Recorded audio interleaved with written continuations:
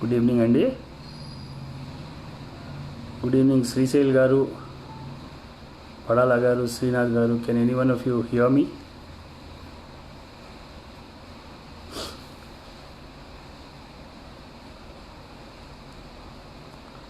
Am I audible?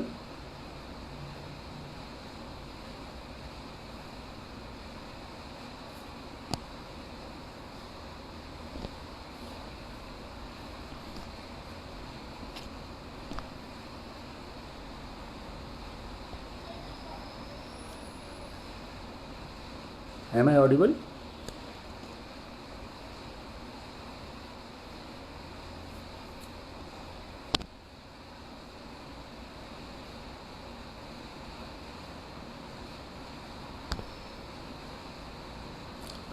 Good evening అండి, పడాల గారు. Can you hear me?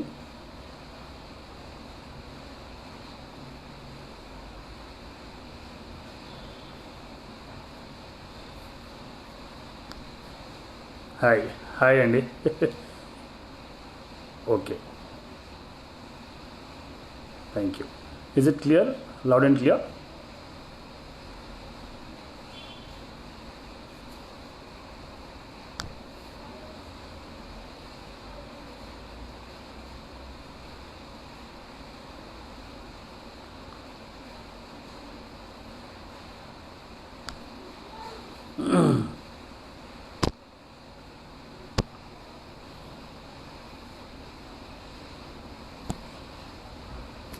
Hi Srinath.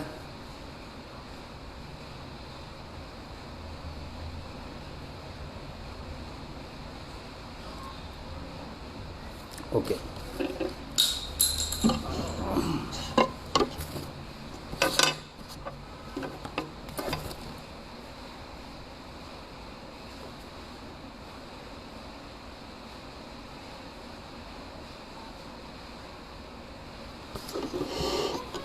let me make my adjustments అండి.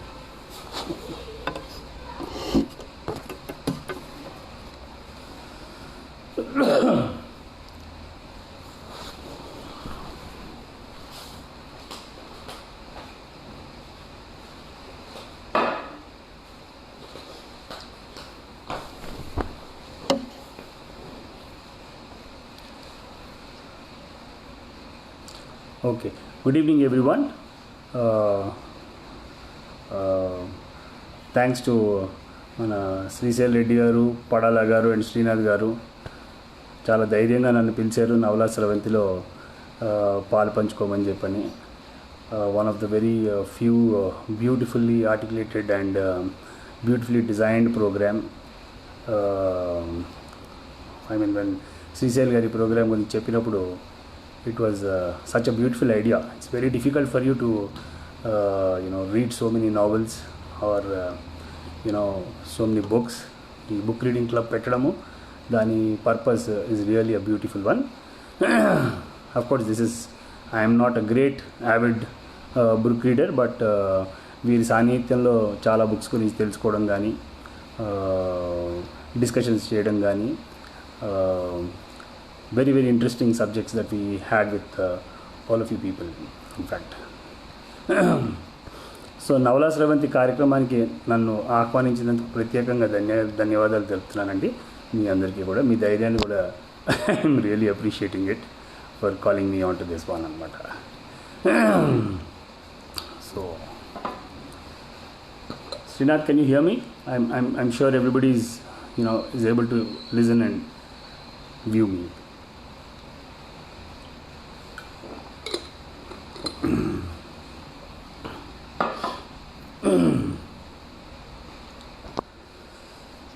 ఈవేళ ఈ కార్యక్రమానికి మన ఒక పర్టికులర్ బుక్ దాశరథి రంగాచారి గారి జీవనయానం అనే ఒక పుస్తకాన్ని నేను చూస్ చేసుకున్నానండి. దట్ ఈస్ వన్ శ్రీశైల్ గారు ask me to present book in నవలా స్రవంతి. The main reason for choosing this book is by and large, multiple reasons, Andy, in fact. But by and large, certain incidents, certain things that happened in Andhra Pradesh that time. Certain things that made me understand. I mean, I wanted to understand what Telangana is all about, and the difference between in Andhra, Telangana, Rayalaseema, ఈ ప్రాంతాల మధ్యలో ఉన్న భావభేదాలు కానీ social setup కానీ there is a lot of difference between many of these parts of the state, earlier Andhra Pradesh state అనమాట. దానికి I have had many reasons for that. Basically నన్ను నేను మీకు పరిచయం చేసుకోవాలంటే కనుక నేను I have been born in Andhra but brought up in Telangana majority of my life, major part of my life. 47-48 ఇయర్స్లో అరౌండ్ 40 ఇయర్స్ నేను హైదరాబాద్లోనే పెరగడం, ఉండడం, జాబ్ చేయడం ఇవన్నీ జరిగాయి అన్నమాట. అలాగే but my birth place is Andhra అండి, East Godavari, Kakinada. We hail from that place. Majority of our relatives are from East Godavari. మా ఫ్యామిలీస్ కానీ మా basic we have come from there. మేము అక్కడి నుంచి ఇక్కడికి వచ్చిన వాళ్ళమే. But I never understood the difference between being an Andhra born but brought up in Hyderabad. నాకు ఎప్పుడు ఆ డిఫరెన్స్ తెలియలేదండి. I felt more like a Hyderabadi, Telanganite. But at the same time, I'm in great love with East Godavari, especially East Godavari, and that too not just East Godavari, Godavari పరివాహక ప్రాంతం అంతా కూడా అండి. In fact, right from the the place that it enters into Telangana, right, and up to the the culmination point, the bay of బెంగాల్లో కలిసిపోయేంత వరకు కూడా ఆ ప్రాంతం అంతా కూడా నాకు ఎంతో మక్కువ. అవకాశం దొరికినప్పుడల్లా నేను ట్రావెల్ చేస్తూనే ఉంటానండి. I drive a lot along the banks of the Godavari river. I always I'm always excited. ఎప్పుడన్నా గోదావరి వస్తుందంటే మా పిల్లల్ని కూడా లేపుతాను, ఇదిగో గోదావరి, ఇదిగో గోదావరి అని చూపెడతాము. రావులపాలెం నుంచి వెళ్ళినప్పుడు అక్కడ మనం 2 సార్లు బ్రిడ్జ్ దాటుతాం. That is some one time that I wait for. Godavari వస్తుంది, మనం ఎంటర్ అవుతున్నాము. అలాగా డెల్టా ప్రాంతమైన I mean awesomely I mean love with that that Godavari part అనమాట. ఈస్ట్ గోదావరిలో కోనసీమ, డెల్టా ప్రాంతమైన కోనసీమ, మళ్ళా మెట్ట ప్రాంతమైన మారేడుమిల్లి, మన రంపచోడవరం కానీ, సో మెనీ ఫారెస్ట్ ఏరియా, చాలా ఫారెస్ట్ ఏరియా ఉంటుందండి. అది అలాగా దగ్గర మనకి ములుగు ప్రాంతం వరకు కూడా వస్తుంది ఆ ఫారెస్ట్ ఏరియా. ఈ ఫారెస్ట్ ఏరియాలో నేను ఎన్నోసార్లు ట్రావెల్ చేశాను.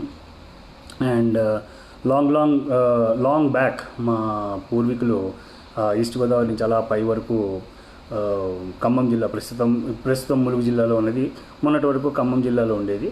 భద్రాచలం కంట పై ప్రాంతము, అటవీ ప్రాంతం, అదంతా మధ్యప్రదేశ్కి బార్డర్గా కూడా ఉండేది. Now it is border for Chhattisgarh. మాకు హార్డ్లీ ఒక 10-15 కిలోమీటర్స్ దూరం వెళ్తే అక్కడ ఛత్తీస్గఢ్ ఉండేదన్నమాట అండి. కానీ మేము పుట్టేటప్పటికి ఆ ప్రాంతం అంతా తెలంగాణలో కలిసిపోవడం జరిగింది. సో మమ్మల్ని అప్పుడు మా mother side lot of relatives are from that area. Vajedu అని కానీ, అక్కడి నుంచి అలా ముందరికి వెళ్తే వెంకటాపురం అని కానీ, చెర్ల అని కానీ, చాలా మటుకు అంతా అటవీ ప్రాంతం అండి. అలాగే గోదావరికి ఇటువైపున ఏటూరు నాగారము, మీకు అందరికీ తెలిసిన సమ్మక్క సారక్క జాతర జరిగే ప్రాంతాలు, ఇవన్నీ కూడా మాకు చాలామంది ఎప్పుడో నిజాం కాలం నుంచి, ప్రీ ఇండిపెండెన్స్ టైం నుంచి కూడా దే సెటిల్ దేర్ అనమాట అండి.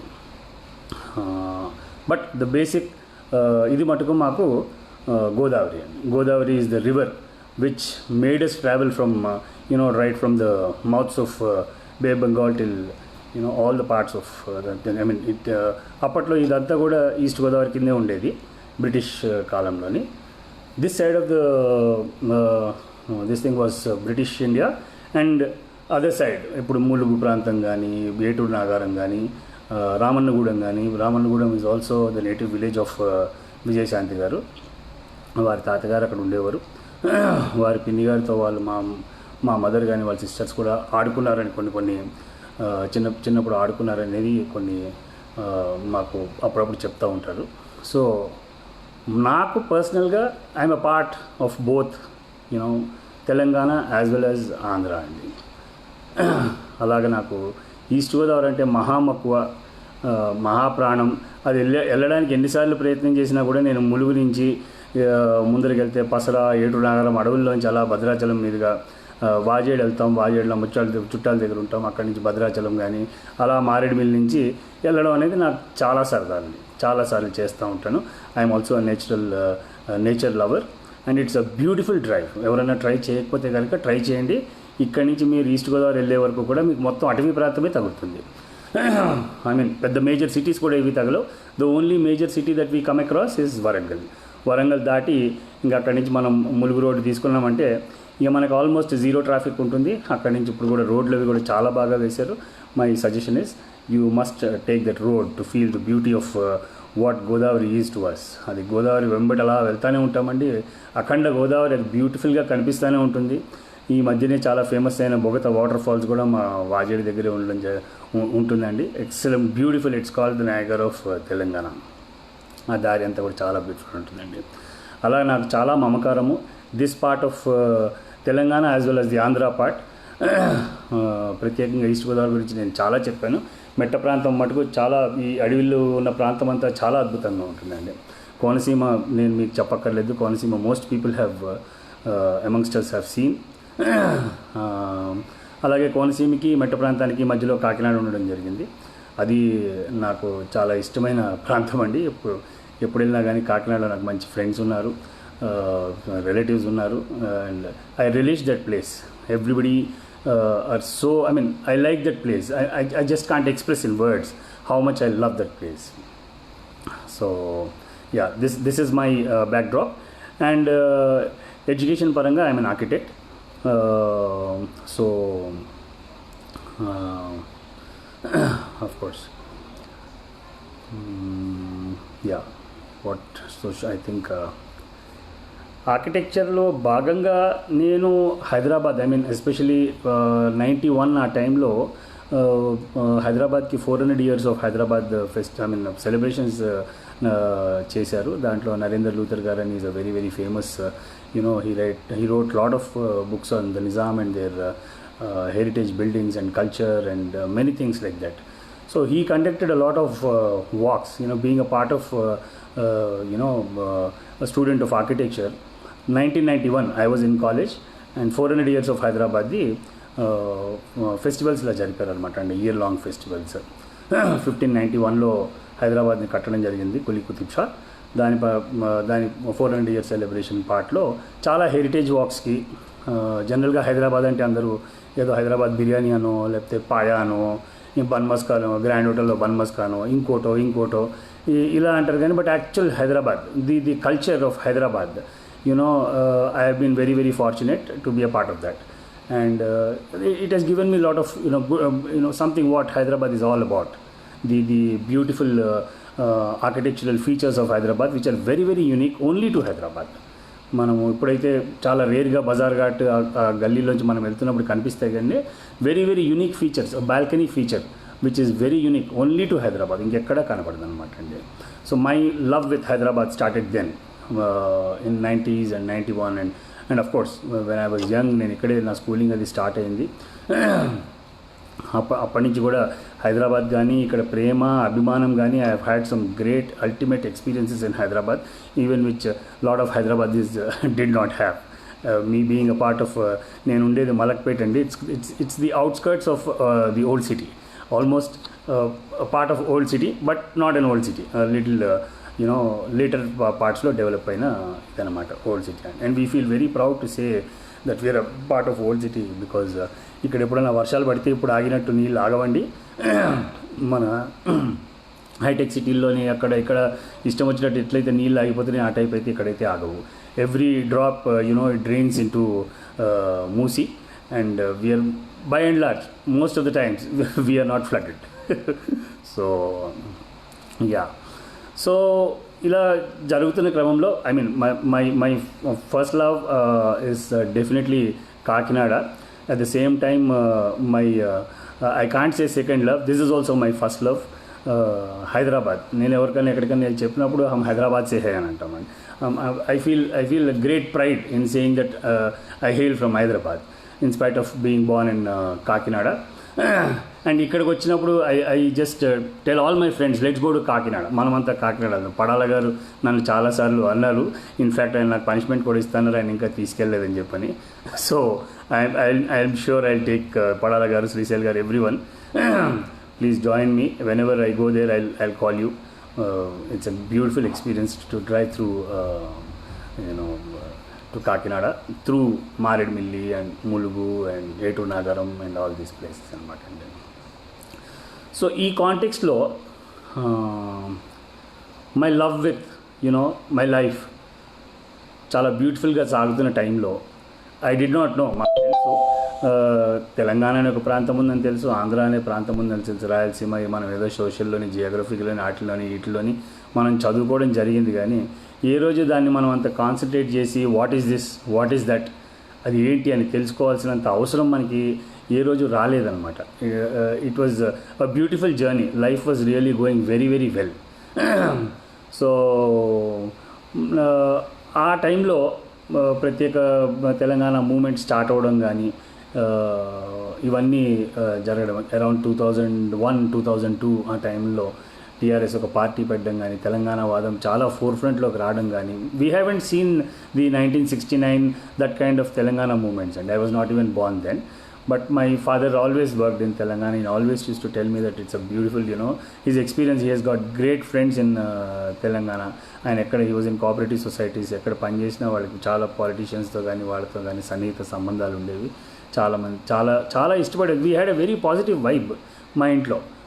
మా మదర్ షీ ఇన్ఫ్యాక్ట్ చాలా నేర్చుకున్నారు ఇక్కడ డబుల్ కమీటా ఎలా చేయాలని చెప్పి కానీ ఇలాంటివన్నీ మా మదర్ తెలంగాణలో చాలా ముస్లిం ఫ్రెండ్స్ ఉండడము, వాళ్ళ దగ్గర నేర్చుకున్న వంటకాలు ఇవన్నీ మాకు చిన్నప్పటి నుంచి చెప్తూ ఉండేవారు. వాళ్ళు ఇది బాగా చేస్తారు, అది బాగా చేస్తారు, ఇలా చేస్తారు, అలా చేస్తారు. We had kind of glimpse kind of a thing, small just kind of a thing about Telangana. బాగుండేదండి మాకు బేసిక్ ఫీల్ గుడ్ ఫ్యాక్టర్ చాలా బాగుండేది అనమాట. చిన్నప్పుడు మేము వైజాగ్లో ఉన్నప్పుడు కూడా హైదరాబాద్ వస్తున్నప్పుడు ఆ ఫీల్ చాలా బాగుండేది. పొద్దున్నే లేచిన తర్వాత డోర్నకల్లు, మహబూబాబాద్ దగ్గర చిన్న చిన్న రిక్షాలు, చాలా లంబాడి తండాలు, ఇవన్నీ చాలా బ్యూటిఫుల్గా ఉండేది అనమాట. ఎస్పెషల్లీ మన దాసరి రంగాచారి గారు అయితే ఇంకా చాలా ఎక్సలెంట్గా డిస్క్రైబ్ చేస్తారండి దాన్ని ఆయన బుక్స్లో. So my reason for selecting this book was, I'll tell you the context of why it has come here. 2001, 2002 ఆ టైంలో టీఆర్ఎస్ పార్టీ పెట్టడము, తెలంగాణ మూమెంట్ బాగా ఊపందుకోవడము, దాంట్లో చాలామందికి అర్థమే కాలేదు. ఇన్ఫ్యాక్ట్ ఇది వాట్ ఈస్ దిస్, ఇది మాకు we always new Andhra Pradesh, that's it, we never knew Telangana. So ఈ మూమెంట్ రావడము, చాలామంది ఆర్గ్యుమెంట్స్ అవ్వడము, నన్ను ఒక ఆంధ్రోడు అనడము, నేను ఆంధ్రోనైతే నేనేదో కామెడీగా మా ఫ్రెండ్స్ని నేనేదో అనడము, అది అనడము, ఇది అనడము, ఏదో తెలియని మాటలు మాట్లాడడము.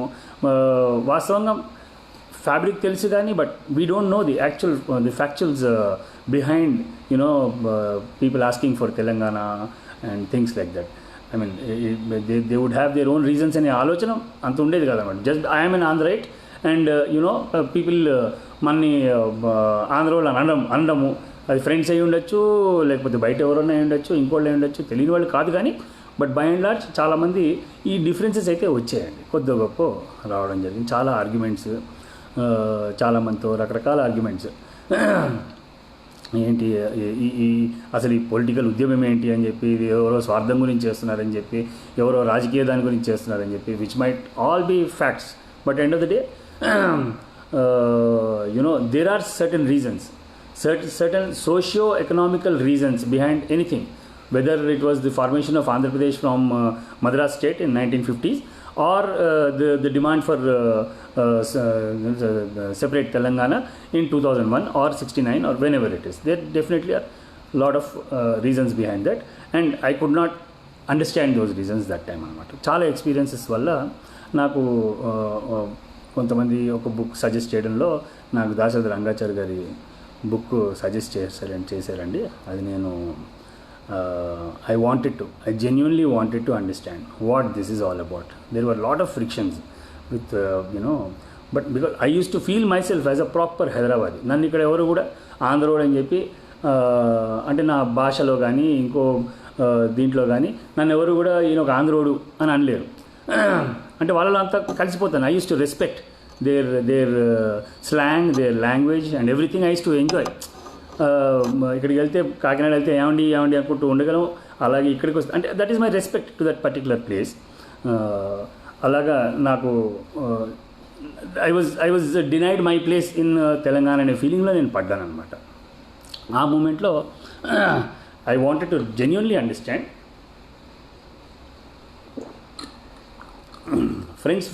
friends cannot become foes over an issue which we don't have any control upon.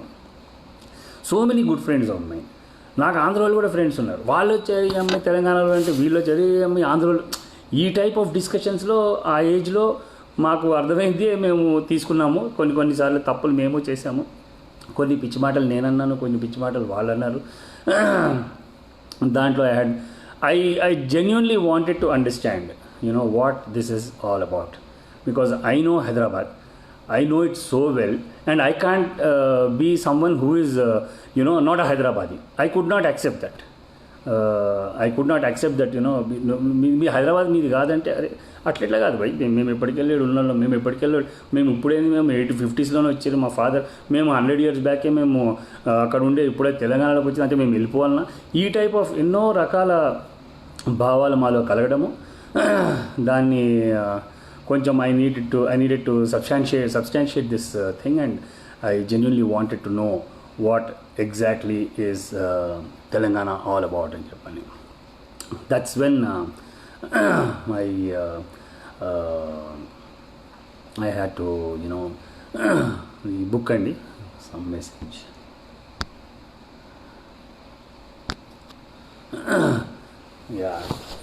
అదే నాకు ఒక మంచి మిత్రుడు నాకు సజెస్ట్ చేయడం జరిగింది.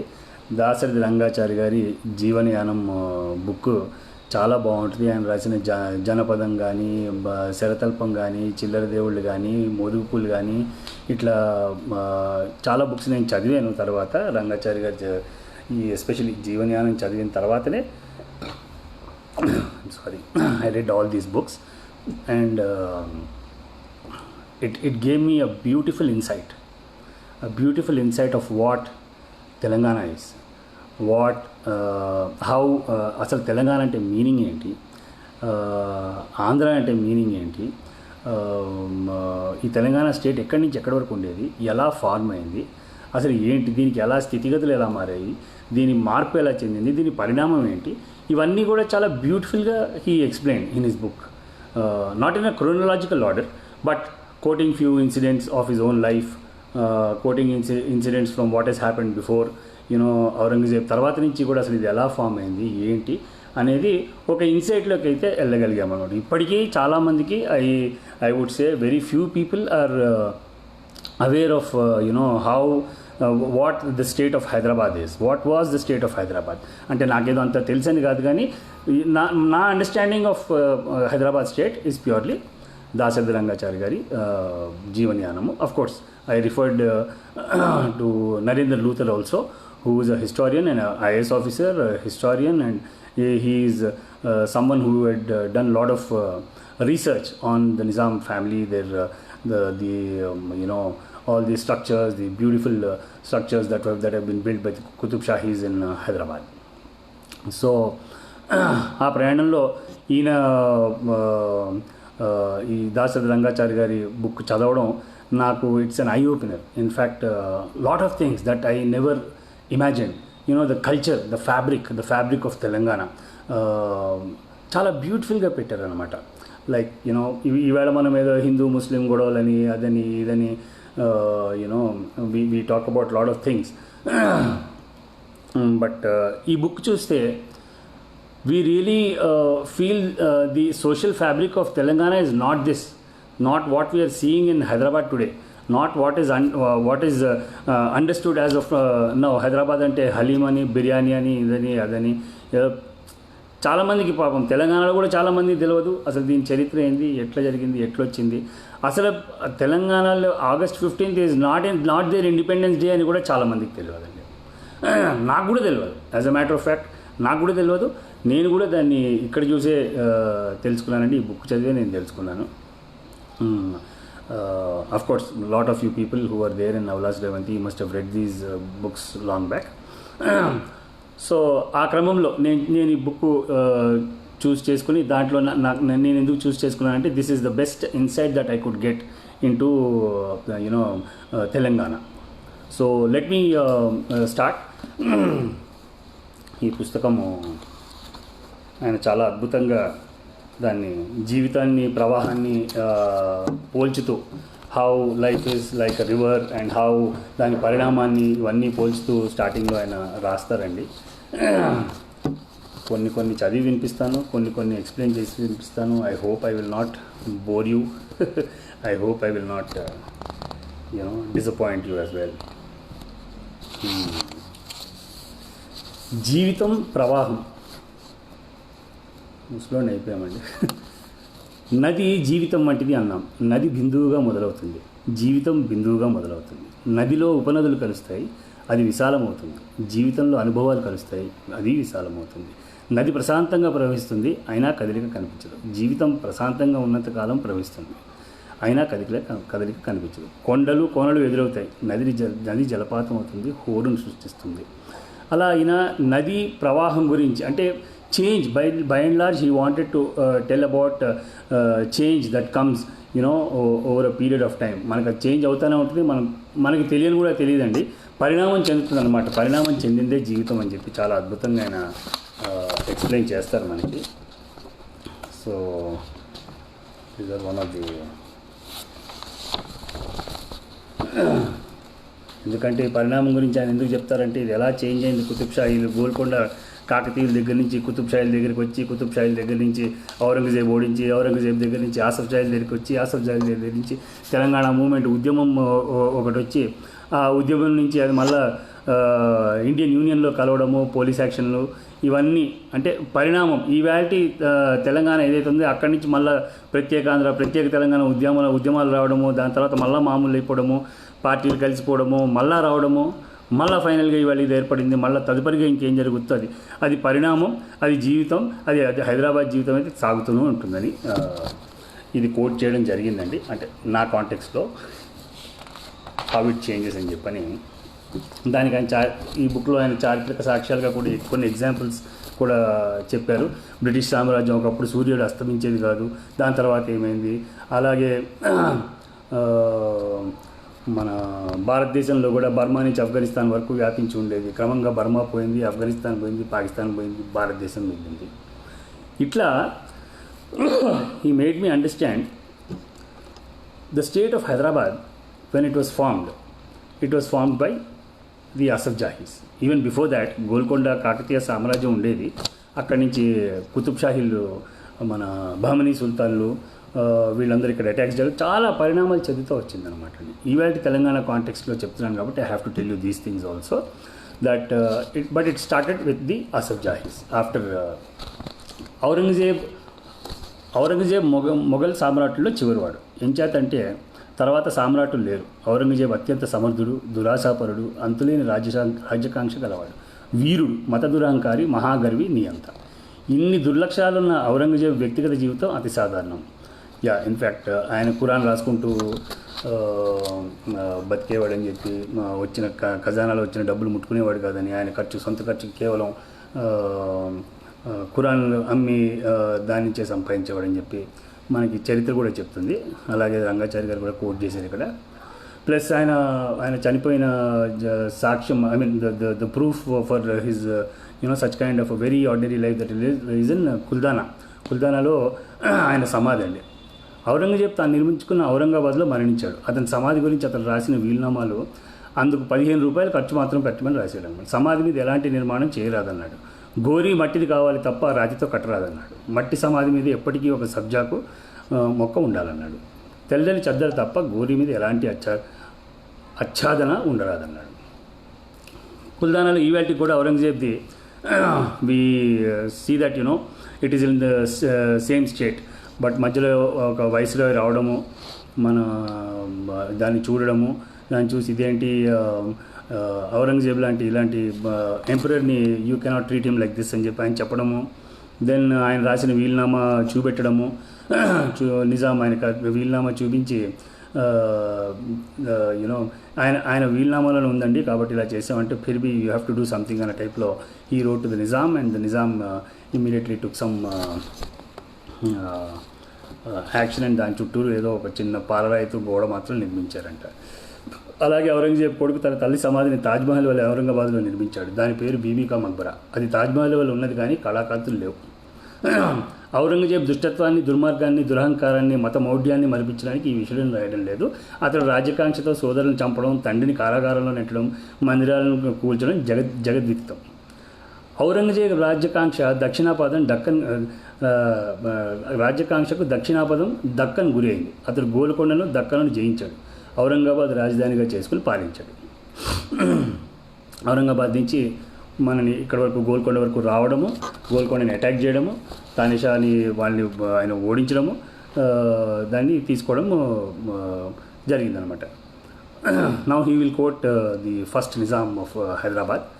మీర్ ఖమరుద్దీన్ చిన్ ఖిల్జ్ ఖాన్ ఫతేజంగ్ నిజాముల్ ముల్క్ను ఔరంగజేబ్ దక్కన్ సుబేదార్గా నియమించాడు. ఖమరుద్దీన్ దక్కన్లోని ఔరంగాబాద్, బేరార్, బీదర్, బిజాపూర్, హైదరాబాద్, ఖాందేశ్ అనే 6 సుబాలకు సుబేదార్. ఖమరుద్దీన్ తల్లి షాజహాన్ దర్బార్లో మంత్రి అయిన సాదుల్లాకు ఏకైక పుత్రిక. అతని తండ్రి ఫయాజుద్దీన్ ఫిరోజ్ జంగ్ ఔరంగజేబుకు సేనాధిపతి. గోల్కొండ ముట్టడి అతడే నాయకత్వం వహించాడు. అతని తండ్రి వంశం అబూబకర్ మొదటి ఖలీఫాకి చెందింది. తల్లి తరపున ఇస్ మొహమ్మద్ ప్రవక్త గారి వంశం అన్నమాట. Qamaruddin is an excellent fighter and అది కూడా ఈయన very very able administrator and a good fighter. He consolidated the kingdom of Hyderabad and he made it so strong. ఎందుకంటే దీని తర్వాత ఆయన ఔరంగజేబ్ చనిపోయిన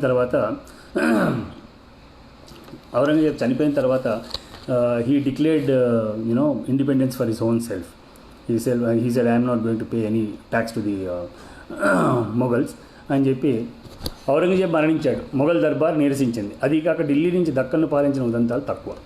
వీటిని అన్నింటినీ గ్రహించిన ఖమరుద్దీన్ స్వాతంత్రం ప్రకటించాడు. నర్మద నుంచి కావేరి వరకు, మచిలీపట్నం నుంచి బీజాపూర్ వరకు దక్షిణ పీఠభూమిని అంతటినీ వశపరుచుకున్నాడు. 1724 సంవత్సరంలో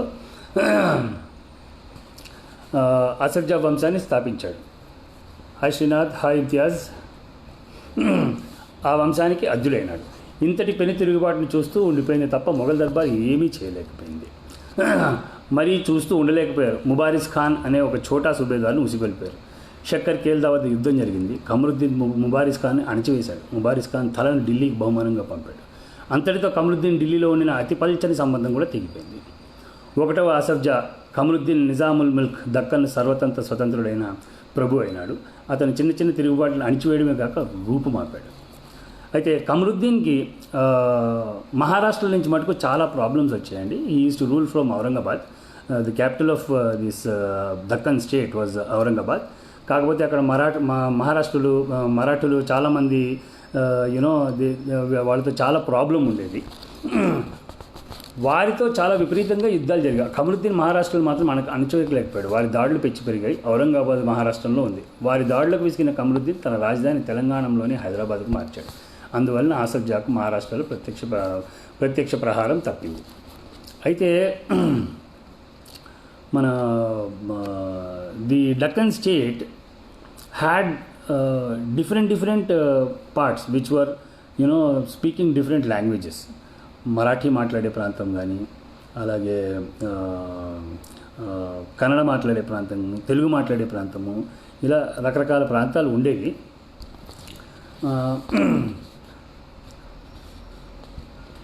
ఓకే, తొలి ఆసఫ్జా ఖమరుద్దీన్ తన భుజబలం, బుద్ధిబలం, సామర్థ్యంతో దక్కన్ సామ్రాజ్యం మీద ఈగ వాలకుండా కాపాడాడు. ఉద్రిక్త మహారాష్ట్రలను అదుపులో ఉంచాడు. భారతదేశాన్ని ముక్కలుగా మింగాలని పొంచి ఉన్న బ్రిటిష్, పోర్చుగీస్, ఫ్రెంచ్ వారిని తన ఛాయలకు రానివ్వలేదు. ఒక విశాల సామ్రాజ్యాన్ని నిర్మించాడు. ఒక సుదృఢమైన ప్రభుత్వాన్ని ఏర్పరిచాడు. ఖమరుద్దీన్ గురించి ఒక కథ ప్రచారంలో ఉంది. అతను ఒకసారి వేటకు బయలుదేరాడు. వేట చాలాసేపు సాగిందంటే ఇదే అంటే అంతం అయిపోతాయి, ఏవి కూడా శాశ్వతం కాదు అని చెప్పడానికి ఈయన ఇచ్చిన ఒక ఎగ్జాంపుల్ అండి.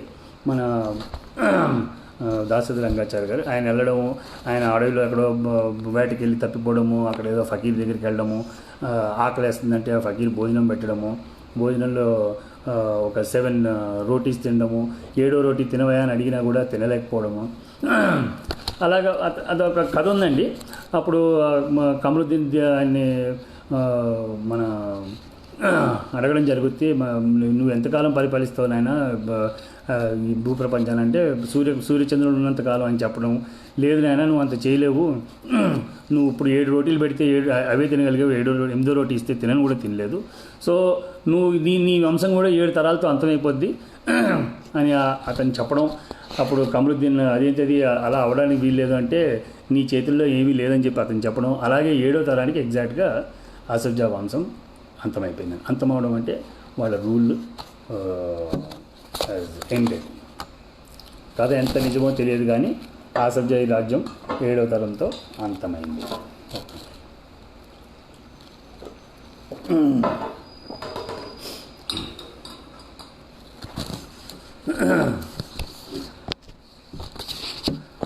కొద్దిగా బోర్ కొడుతుంటే ఎవరైనా మెసేజ్ పెట్టండి.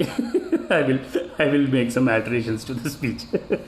థ్యాంక్ యూ శ్రీశైల్ గారు. ఓకే, కమరుద్దీన్ హైదరాబాద్ చేరుకున్నాడు. కథ ఎంత నిజమో తెలియదు కానీ ఆసఫ్ జాహీ రాజ్యం 7వ తరంతో అంతమైపోయింది. ఎంతటి వానికైనా తప్పదు మృత్యువు. జీవితంలో ఏదీ నిశ్చితం కాదు, మృత్యువు తప్ప. నిజాముల్ ముల్క్ తొలి ఆసఫ్ జాహీ కమరుద్దీన్కి ఆసానకాలం సమీపించింది.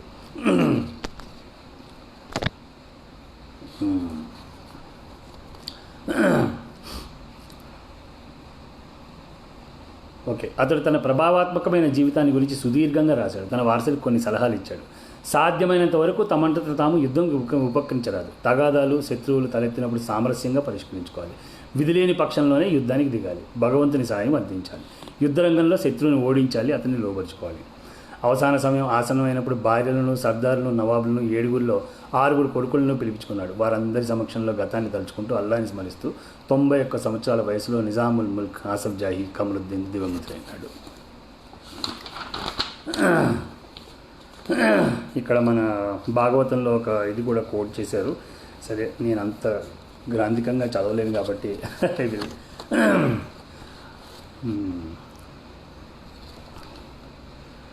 రాజులు రాజ్యాలు వస్తాయి పోతాయి కానీ సత్కార్యం చేసిన వాడిని ప్రజలు గుర్తించుకుంటారు అంటాడు. అది భాగవతంలో దాని సారాంశం అండి. ఆసఫ్ జాహీ చేసిన మంచి పనులు లేవు, ఇది వాస్తవ సత్యం. అంటే రంగాచారి గారి పర్స్పెక్టివ్లో రాసింది కాబట్టి, బికాస్ మాకు ఆసఫ్ జాహీ మాకు ఆర్కిటెక్చర్లో ఆసఫ్ జాహీలు కట్టించిన కొన్ని ఇవి కానీ అవి కానీ of course major credit goes to Qutub Shahis for building Hyderabad as such. But Asaf జాహీలో కూడా కొన్ని మంచి ఆసఫ్ జాహీ టైంలో చాలా మంచి పనులు జరిగాయని మనం ఇప్పుడు కేసీఆర్ గారు చెప్తూ ఉంటారు. అలాగే చాలా ప్రస్తుతం అది రాజకీయ దీనివల్ల ఇంకో దానివల్ల మొత్తానికి చెప్తూ ఉంటారండి. బట్ రంగాచారి గారు హీ డిఫర్స్. ఆసఫ్ జాహీ చేసిన మంచి పనులు లేవు, ఇది వాస్తవ సత్యం. కుతుబ్ షాహీలు చాలా సత్కార్యాలు చేశారు. అందుకు కారణం వారు విజయనగరం రాజుల ప్రాప్తం కలవారు. అందువలన వారికి మత సహనం, భాషాభిమానం కలిగాయి. వారు తెలుగు భాషని పోషించారు. మళ్ళీ తర్వాత ఇబ్రాహీం కులీ కుతుబ్ షా, అతన్ని మన ఇబ్రాముడు అని కూడా పిలుచుకునేవారంటండి. అంత మత సామరస్యం గురించి చెప్పడానికి వాడిని ఇబ్రాముడు అని కూడా పిలుచుకునేవారు. ఇబ్రాముని కొడుకు కులీ కుతుబ్ షా, అతడు సౌందర్య ఆరాధకుడు, రసహృదయుడు, స్వయంగా కవి, భాషా పోషకుడు. మతాల కోటలను కూల్చి భాగమతిని ప్రేమించాడు. ఆమె పేరు భాగ్యనగరం నిర్మించాడు. భాగ్యనగర నిర్మాణ ప్రణాళికని అతన్ని సౌందర్యారాధనకు మచ్చుతునక దీనిని ఉద్యానాల నగరంగా నిర్మించాడు. చరిత్రలో ఒక ప్రియులారి పేర సజీవ నగరం నిర్మించినవాడు కులీ కుతుబ్ షా ఒక్కటే. జవరాల ప్రేమపై యువరాజు నిర్మించే పన్నీటి కాన్కగా భాగ్యనగరంను అన్నారు. బైజాన్ నార్ల చిరంజీవి గారు రాసిన ఇదనమాట అండి. కుతుబ్ దక్కని ఉర్దూలో అనేక కవితలు రాశాడు. కులీ తన దక్కని భాషలో అనేక తెలుగు పదాలు వాడాడు. తెలుగు పండుగలను గురించి, తెలుగు సంస్కృతి గురించి రాశాడు. కులీ తెలుగులోనూ అనేక కవితలు రాశాడని వదంతి. అతని గ్రంథాలయం అగ్నికి ఆహుతి అయినప్పుడు అన్నీ దగ్ధమై అంటారు. కుతుబ్ షాహీల్లో చివరివాడు అబుల్ హసన్ తానాషా. అతన్నే మనందరం తానిషాన్ని వింటామండి. అక్కన్న మాదనలు కూడా ఆయన ఆస్థానం వారే. రామదాస్ కూడా భద్రాచలంలో ఆయన నిర్మించింది అదే. ఔరంగజేబ్ అబుల్ హసన్ని ఓడించాడు, గోల్కొండని వశపరుచుకున్నాడు. అప్పుడు అతని సైన్యాలు నిలిచిన చోటుని ఫతే మైదాన్ అంటారండి. అంటే మన ఇప్పుడు right now Lal Bahadur stadium ఏదైతే ఉందో the army was kept there. అందుకే అక్కడి నుంచి వార్ డిక్లేర్ చేయడం వల్ల దాన్ని ఫతే మైదాన్ అనడము, దాని పక్కనే ఉన్న బిర్లా మందిర్, బిర్లా ప్లానిటోరియం ఉన్న దాన్ని నౌబత్ పహాడ్, అక్కడి నుంచి నగారాలు మోగించారని చెప్పి దాన్ని నౌబత్ పహాడ్ అని అనడము, ఇవన్నీ యూనో చరిత్ర చెప్తూ ఉంటుంది అనమాట అండి. అక్కడి నుంచే కొండ మీద నగారం మోగించి ఔరంగజేబ్ తన విజయం ప్రకటించాడు, అదే ప్రస్తుతం Naubat Pahad. So lot of these names why they have come to Hyderabad, they not many people know. ఇది కేవలం నాకు అదే పరిణామం జీవితం అని అన్నారు ఈయన. అంటే కొన్ని కారణాల వల్ల నేను చదవడం జరిగింది. ఇది చదివి I fell in love with the history of Hyderabad and I truly fell like a Hyderabadi, proper Hyderabadi అని చెప్పి నేను ఇప్పటికీ చాలామందికి సగర్వంగా నేను చెప్పుకుంటూ ఉంటాను. But these are the major points that he put insight into అనమాట. ఆసఫ్ జాహీలు మత దురహంకారి అయిన ఔరంగజేబ్ ప్రాపకంలో పెరిగారు. అందువల్ల వారికి అన్ని దుర్లక్షణాలు ప్రాప్తించాయి. వారు సంస్కారహీనులు, వారికి పరమత సహనం అతి తక్కువ. తెలుగును వారు భాషగా గుర్తించలేదు. తెలుగును దిగజార్చిన యశస్సు వారిది. సత్కార్యాలు చేసిన జాడలు కనిపించవు. వారు అసమర్థులు, బలానికి దాసోహం అన్నారు, అత్యాశాపరులు. అందువల్లనే ఆంధ్రదేశాన్ని వారు సుమారు 200 సంవత్సరాలు పాలించిన ఆంధ్రులు గర్వంగా చెప్పుకోదగ్గ కార్యం ఒక్కటి కూడా చేయలేదు. అందుకే వారేరి సిరిబూట కట్టుకొని పోవం జారిదే భూమిపై. ఓకే, సో ఇక్కడ మీకు మళ్ళా ఆంధ్రదేశము అని చెప్పి ఈయన ఆ పదం వాడడం జరుగుతుంది అనమాట అండి. ఆంధ్రదేశం అంటే ఈ ఫర్దర్ డిస్కషన్లో కూడా హీ ఎక్స్ప్లెయిన్స్ దట్ ఆంధ్రదేశం అంటే తెలుగు మాట్లాడే భాషని ఆంధ్రదేశం అనేవారు అని చెప్పి, అది శ్రీకాకుళం నుంచి మద్రాసు వరకు మొత్తం ఇంక్లూడింగ్ మన తెలంగాణ మొత్తం అందరినీ కూడా తెలంగాణ అనే ఒక పదం ఇక్కడ నిజాం కిందే వచ్చిందని చెప్పి అప్పట్లో అనేవారు అనమాట. ఎందుకంటే నిజాంకి పైన నర్మద నుంచి కింద కావేరి వరకు మొత్తం అన్నీ కూడా నిజాం ప్రాంతమే. సో దాంట్లో హౌ డు యూ డిస్టింగ్విష్ అని అంటే మరాఠా ప్రాంతం అని చెప్పి ప్రస్తుతం మహారాష్ట్రలో ఉన్న చాలా భాగాలు, అలాగే తెలంగాణ అంటే శ్రీకాకుళం నుంచి చెన్నై వరకు మొత్తం తెలుగు మాట్లాడే భాష అంతా కూడా తెలంగాణ అని చెప్పి, అలాగే కన్నడ ప్రాంతం మనకి ఇప్పుడు రాయచూరు, గుల్బర్గా, మళ్ళీ పైకి వెళ్తే మీకు all this areas which are in Rayalaseema, ఇప్పుడు ఈ గంగావతి కానీ ఇవన్నీ కూడా దీని కింద వచ్చామన్నమాట అండి. So that further he will explain the same thing. క్షీణదశ ఏది ఎవడు తన కోసం మాత్రమే సాధించడం సంపాదించడం సమకూర్చడం. ఓకే,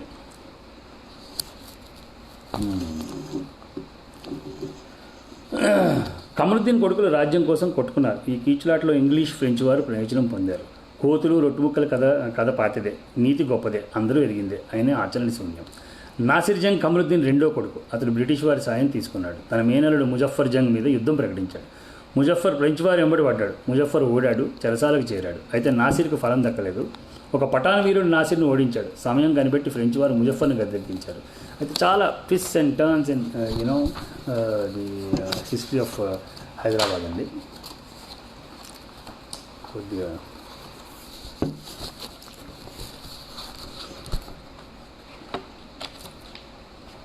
అయితే అతడు కలకాలం ఉండలేదు. మరొక పఠాన్ ముజఫర్ను తొలగించాడు. ఫ్రెంచ్ వారు కమరుద్దీన్ మూడో కుమారుడు సలాబత్ జంగ్ను గద్దెకెక్కించారు. Salabat Jung I think is the founder of Secunderabad అండి. ఆసఫ్ జాహీ రాజ్యంలో తెలుగు ప్రాంతాలను తెలంగాణ అన్నారు. Right, here it comes the description and explanation. తెలుగులు ఉండు ప్రాంతం తెలంగాణ, దీనినే తర్వాత తెలంగాణం అంటున్నాం. అప్పుడు ఈనాడు ఉన్న ఆంధ్రప్రదేశం సాంతం తెలంగాణమే. సలాబత్ జంగ్ ఫ్రెంచ్ వారి రుణం తీర్చుకోదలిచాడు. ఫ్రెంచ్ వారి తమ సైన్యం ఖర్చు 26 లక్షల రూపాయలని తేల్చారు. సలాబత్ లెక్కల గురించి బాధపడలేదు, కానీ తన దగ్గర డబ్బు లేదు. ఫ్రెంచ్ అప్పుల వాళ్ళు అతని వెంటబడ్డారు. అతను 1753 1753లో తెలంగాణలోని ముస్తఫానగర్, రాజమహేంద్రవరం, శ్రీకాకుళం జిల్లాని ఫ్రెంచ్ వారికి అప్పచెప్పాడు. అప్పటి ఆ జిల్లా సాలిసరి రాబడి 31 లక్షల రూపాయలు. సలాబత్ ఫ్రెంచ్ వారి మీద నమ్మకం సన్నగిల్లింది. అతను ఇంగ్లీష్ వారితో రాయబారాలు సాగించాడు. ఫ్రెంచ్ బుస్సీ అసాధ్యుడు. బుస్సీ గారి ప్రస్తావన ఈవెన్ మేము ఆంధ్రాలో ఉన్నప్పుడు చదువుకున్నప్పుడు కూడా బుస్సీ ద్వారా ఇది రావడం జరిగిందండి. అది ఆనంద విజయం అని చెప్పి ఒక పుస్తకం ఉండేది, నాన్ డీటెయిల్డ్. దాంట్లో బొబ్బిలి అండ్ విజయనగరం యుద్ధం జరగడంలో బుస్సీ కీలక పాత్ర మనం దాన్ని చదివిన వాళ్ళకి అఫ్కోర్స్ దాని సినిమాలు కూడా వచ్చాయండి. తాండ్ర పాపారాయుడు హిస్టరీలోకి వెళ్తే. బుస్సీ గారు మాకు సుపరిచయులు ఆంధ్రులకి ఎస్పెషలీ.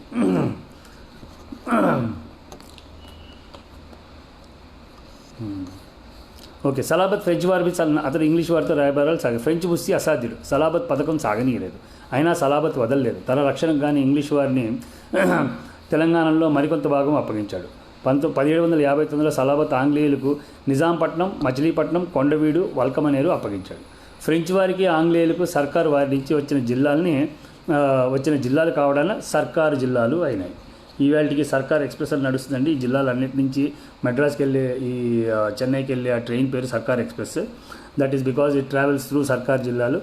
అది ఆ పేరు ఎందుకు వచ్చిందంటే మన సర్కారు వారు ఇవ్వడం వల్ల సర్కార్ జిల్లాలు ఆంగ్లేయులకు సర్కారు వారి నుంచి వచ్చిన జిల్లాలు కావడానికి సర్కారు జిల్లాలు అయినాయి. చరిత్ర గమనంలో ఫ్రెంచ్ వారికి ఇచ్చిన జిల్లాలు కూడా బ్రిటిష్ వారి పరమయ్యాయి అన్నమాట. అంతకుముందు ఇచ్చిన రాజమహేంద్రవరం కానీ ఇవన్నీ కూడా. బలవంతుడైన బుస్సీ నిర్గమించాడు. ఫ్రెంచ్ వారి ప్రాబల్యం తగ్గింది. బ్రిటిష్ వారు సలాబత్తును నమ్మలేదు, అతన్ని తొలగించారు.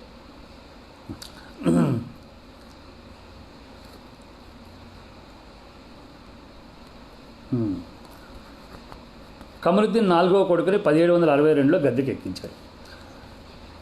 నిజాం అలీ నామకే వాస్తే రాజు, అధికారం సర్వం బ్రిటిష్ వారు చెలాయించారు. ఈలోగా మహారాష్ట్రలో నిజాం అలీ మీద దండెత్తారు.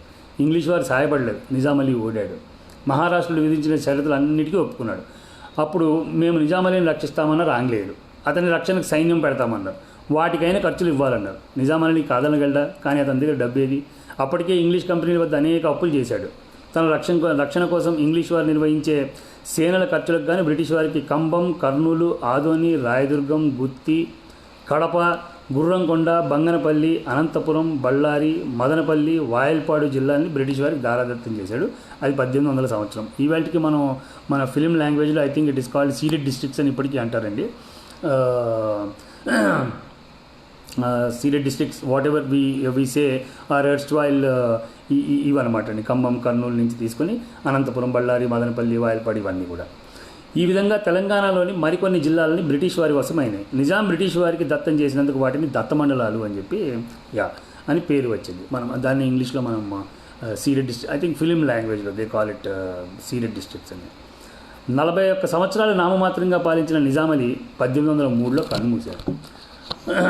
రెండవ నిజాం అలీ తన రక్షణ కోసం తెలంగాణలో మరికొంత భాగాన్ని అంగ్రేజీలకు అప్పచెప్పాడు, కన్నుమూశాడు. తర్వాత వచ్చిన నిజాముల గురించి అంతగా చెప్పుకోవాల్సింది ఏమీ లేదు. అయితే నవాబులు వెరితనాన్ని తెలిపే విషయాలు చూద్దాం. అంటే ఇవన్నీ నాసిరుద్దౌలాది, వాళ్ళది, వీళ్ళది. Sorry, this is a very good thing అండి, because this one is about మన residency Koti, which is now Koti women's college. దీని గురించి చెప్పుకోవాలండి. హైదరాబాద్లో one of the very famous. Nasiruddaula 4వ నిజాం ఏలుతున్న కాలం. బ్రిటిష్ రెసిడెంట్ ఒక రెసిడెన్సీని నిర్మించాలనుకున్నాడు. మూసీ ఒడ్డున నిర్మించి తలపెట్టిన భవనపు ప్లాన్ని తయారు చేయించాడు. నాసిరుద్దౌలా అనుమతి తీసుకోవాలనుకున్నాడు. అనుమతి ఎందుకంటే ఆ భవనానికి అయ్యే ఖర్చు శాంతం నవాబుని ఎత్తిన వేయడానికి. ప్లాన్ ఎంతో వివరంగా తయారు చేయించాడు. అది చాలా పెద్ద కాగితమైంది. రెసిడెంట్ నవాబ్ దర్బార్కు వెళ్ళాడు. సలాంలు మొదలై లాంఛనాలు ముగించాడు. కాగితం చుట్ట విప్పాడు. నవాబుకు చూపించాడు. ఇంత పెద్ద కాగితం చూసి నవాబ్ భయపడ్డాడు. అది తన రాజ్యమంతా ఉన్నది అనుకున్నాడు. అనుమతి నిరాకరించాడు. అయితే ఇక్కడ బ్రిటిష్ ఇంటెలిజెన్స్ అనేది ఎలా ఉంటుంది అని చెప్పి మనకి time and again we keep hearing, and here also the British resident uses his intelligence. Resident English వాడు అంత తేలిగ్గా వదులుతాడా? అదే ప్లాన్ని సైజ్ తగ్గించి గీయించాడు. అక్కడ ఒక బాల్కనీ, ఇక్కడ ఒక కిటికీ తగ్గించాడు. మళ్ళీ యథాప్రకారం దర్బార్కి వెళ్ళాడు. లాంఛనాలు పూర్తి చేశాడు. చిన్న కాగితం ప్లాన్ చూపించాడు. స్కేల్ డౌన్, స్కేలింగ్ డౌన్ ఫ్యాక్టర్లో ఒక చిన్న ప్లాన్ చూపించాడు. రెసిడెంట్ తన ఆదేశం పాలించాడు అనుకున్నాడు. మురిసిపోయాడు. రెసిడెన్సీ నిర్మాణానికి అనుమతించాడు. తన ఖర్చుతో రెసిడెన్సీ కోట కట్టించి ఇచ్చాడండి. అదే ప్రస్తుతపు రెసిడెన్సీ కోటి. ప్రస్తుతం అందులో మహిళా కళాశాల, ఉస్మానియా మెడికల్ కాలేజీలు ఉన్నాయి. మనం కోటి ఉమెన్స్ కాలేజ్ అని పిలుచుకుంటామండి దాన్ని. But actual name very few people know that కోటి ఉమెన్స్ కాలేజ్ అంటాం కానీ, బట్ దాని వెనకాల ఉన్న హిస్టరీ అదనమాట. చాలా సినిమాలు కూడా తీయడం జరిగింది. అది మన రామ్ గోపాల్ వర్మ రాత్రి అని ఒక సినిమా తీయడం. Beautiful building, British architecture. It's different from our what you call the regular architectural style of Hyderabad, which is by and large very mixture of Persian and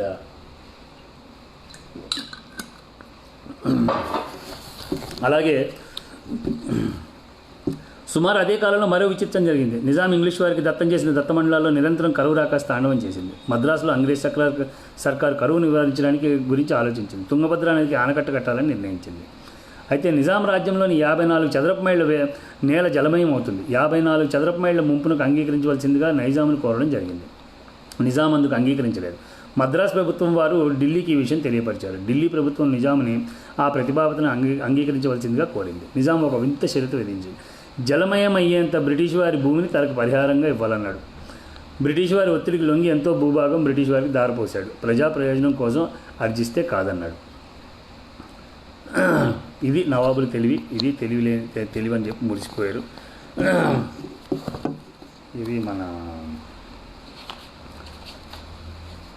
Nizam గురించి చిన్నగా చెప్పిన కొన్ని విషయాలు అనమాట అండి. This is all this I'm telling you because what you call Telangana ఆవిర్భావము, Hyderabad state అనేది ఏంటి అనేది మనకి అర్థం కావాలని. Hyderabad state is not just Telugu. And ఇంకా రాబో దాంట్లో he will explain how so many people have come from different parts of the country to Hyderabad. మరాఠీలు కానీ ఉత్తర భారతీయ నుంచి చాలామంది వచ్చిన కాయస్తులు కానీ మార్వాడీలు కానీ చాలామంది they have come here.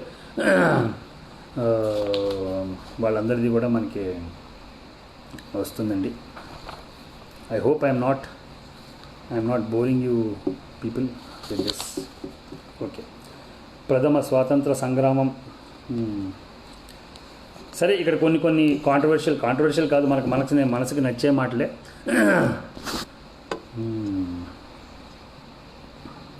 Thanks అండి శ్రీశైల్ గారు. Thank you. ఇంకా స్టార్టింగ్లోనే ఉన్నాను. I hope I'm not. Oh my god, it's already 51 minutes and I haven't still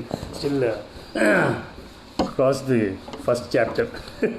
ప్రథమ స్వాతంత్ర సంగ్రామం. మన చరిత్ర వారిసిన వారు అంగ్రేజులు. వారు మీకు చరిత్ర లేదన్నారు. వారు పాలకులు, మనం బానిసలం. అవును, మాకు చరిత్ర లేదు అన్నాం. మేమే మీ చరిత్ర రాస్తున్నాం అన్నారు ప్రభువులు. అదే మా చరిత్ర అన్నాం, బానిసలం. ఇంకా అదే నమ్ముతున్నాం. నమ్మేటట్లు చేశారు అంగ్రేజులు. హీ షోస్ లాట్ ఆఫ్ మనలో చాలా నచ్చే అంశాలు చాలా రాస్తారండి ఈయన. అనేకులుగా ఐ డోంట్ థింక్ మనకి ఇదంతా అప్రస్తుతమే అండి. అయితే ఈయనకు ఒక మంచి పాయింట్ చెప్తారు. Apart from being Telangana thing, this is about India. భారతదేశం మీద దండెత్తిన వాడెల్లా గెలిచాడు. మనం ఎవరిని వెనక్కి నెట్టలేకపోయాం. ప్రతి పోరాటంలోనూ తమ ప్రాణాలు అర్పించిన అమరవీరులను కీర్తించాం. వారి కీర్తిని గానం చేశాం. అయితే ఒక విశిష్టమైన అంశం ఏమంటే, వచ్చిన విజేతలందరూ భారతీయులు అయిపోయారు. Including Akbar and the Mughals నుంచి కూడా వాళ్ళు నిజంగానే భారతీయులు అయిపోయారని చెప్పి మనం చెప్పుకోవచ్చు. They have culturally they have become Indians. So మహమ్మదీయులు అన్యమతావలంబకులు. వారు మన దేశాన్ని సుమారు 1000 సంవత్సరాలు పాలించారు. తమ మతాన్ని ఒక్కొక్కసారి బలప్రయోగంతో ప్రచారం చేశారు. కానీ తాము భారతీయులమని సగర్వంగా చెప్పుకున్నారు. Yes, this point he's making here. అంతేకాదు ఒక మిశ్రమ సంస్కృతికి తోడ్పనివారు. సంగీత సాహిత్యాల సహితంగా తాత్విక చింతనలోని భారతీయతను అలవరుచుకున్నారని.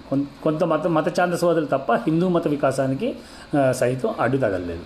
తులసి రామాయణం, రామానుజుని విశిష్టాద్వైతం, చైతన్య ప్రభు వైష్ణవము, గీతా గోవిందము, వీరశైవం ఉన్నవన్నీ మహమ్మదీయుల పాలనలోనే అభివృద్ధి చెందాయి. సూఫీ సిద్ధాంతం మన భక్తిత్వానికి ప్రతీక. ఆంగ్లేయులు భారతదేశాన్ని వ్యాపారం మాత్రం చేసుకోవడమే ప్రధాన లక్ష్యంతో వచ్చారు. వారు ఈస్ట్ ఇండియా కంపెనీ పేరుతో వచ్చారు. అంటే వారి ప్రథమ లక్ష్యం తూర్పు ఇండియాలోని వ్యాపారం చేసుకోవడం మాత్రమే. అయితే ఆనాటి భారతదేశ పరిస్థితులు ఒక వ్యాపార కంపెనీని ప్రభువుల్ని చేశారనమాట. చరిత్ర సొంతంలో భారతదేశం మీద వచ్చిన ఏ మొనగాడు భారతదేశాన్ని దళబలంతో జయించలేదు. అనైక్యత, పరస్పర విరోధము భారతదేశం ప్రధాన లక్ష్యం.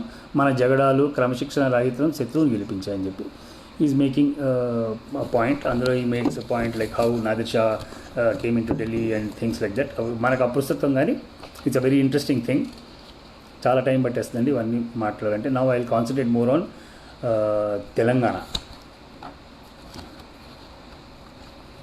అండ్ ఈ ఆల్సో టాక్స్ అబౌట్ 1957, అది ఎందుకు ఫెయిల్ అయింది, ఇవన్నీ కూడా రాస్తారు. దీని నుంచి మన హైదరాబాద్లో తుర్రెబాస్ కాంది ఉంటుందండి ఇక్కడ. అది ఒక్కసారి నేను ఎక్కడ ఉందో చదువుతానండి.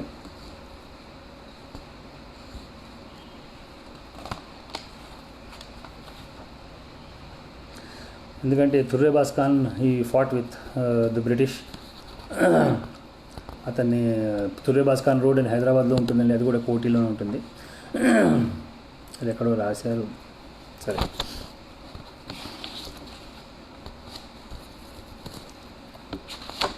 సో ఇందులో హౌ మన అంతటి విప్లవానికి అదే 1857 సిపాయి మ్యూటినీకి, అంతటి విప్లవానికి, రక్తపాతానికి, అంతటి బలిదానాలకు ఫలితం నవాబులకు మహారాజులకు దక్కిందంట. ఫలితాలను పరిశీలిస్తే వెల్లడయ్యే విషయాలు నవాబులకు మహారాజులకు 1857 సిపాయి మ్యూటినీ తర్వాత అయిన విషయాల గురించి అనేది. నవాబులకి మహారాజులకి ఇంగ్లీష్ వారి దినదిన గండం నుంచి విముక్తి లభించిందంట. నవాబులు మహారాజుల విలాసాలకు, దౌర్జన్యాలకు, విద్వేషాలకు అడ్డు లేకుండా పోయింది. సంస్థానాలు ప్రజలు కట్టుబానిసలు చేసి ప్రభువులు దయాదాక్షిణ్యాలకు వదిలేశారు. సుమారు 90 సంవత్సరాలు సంస్థానాల ప్రజలు నిరంకుశ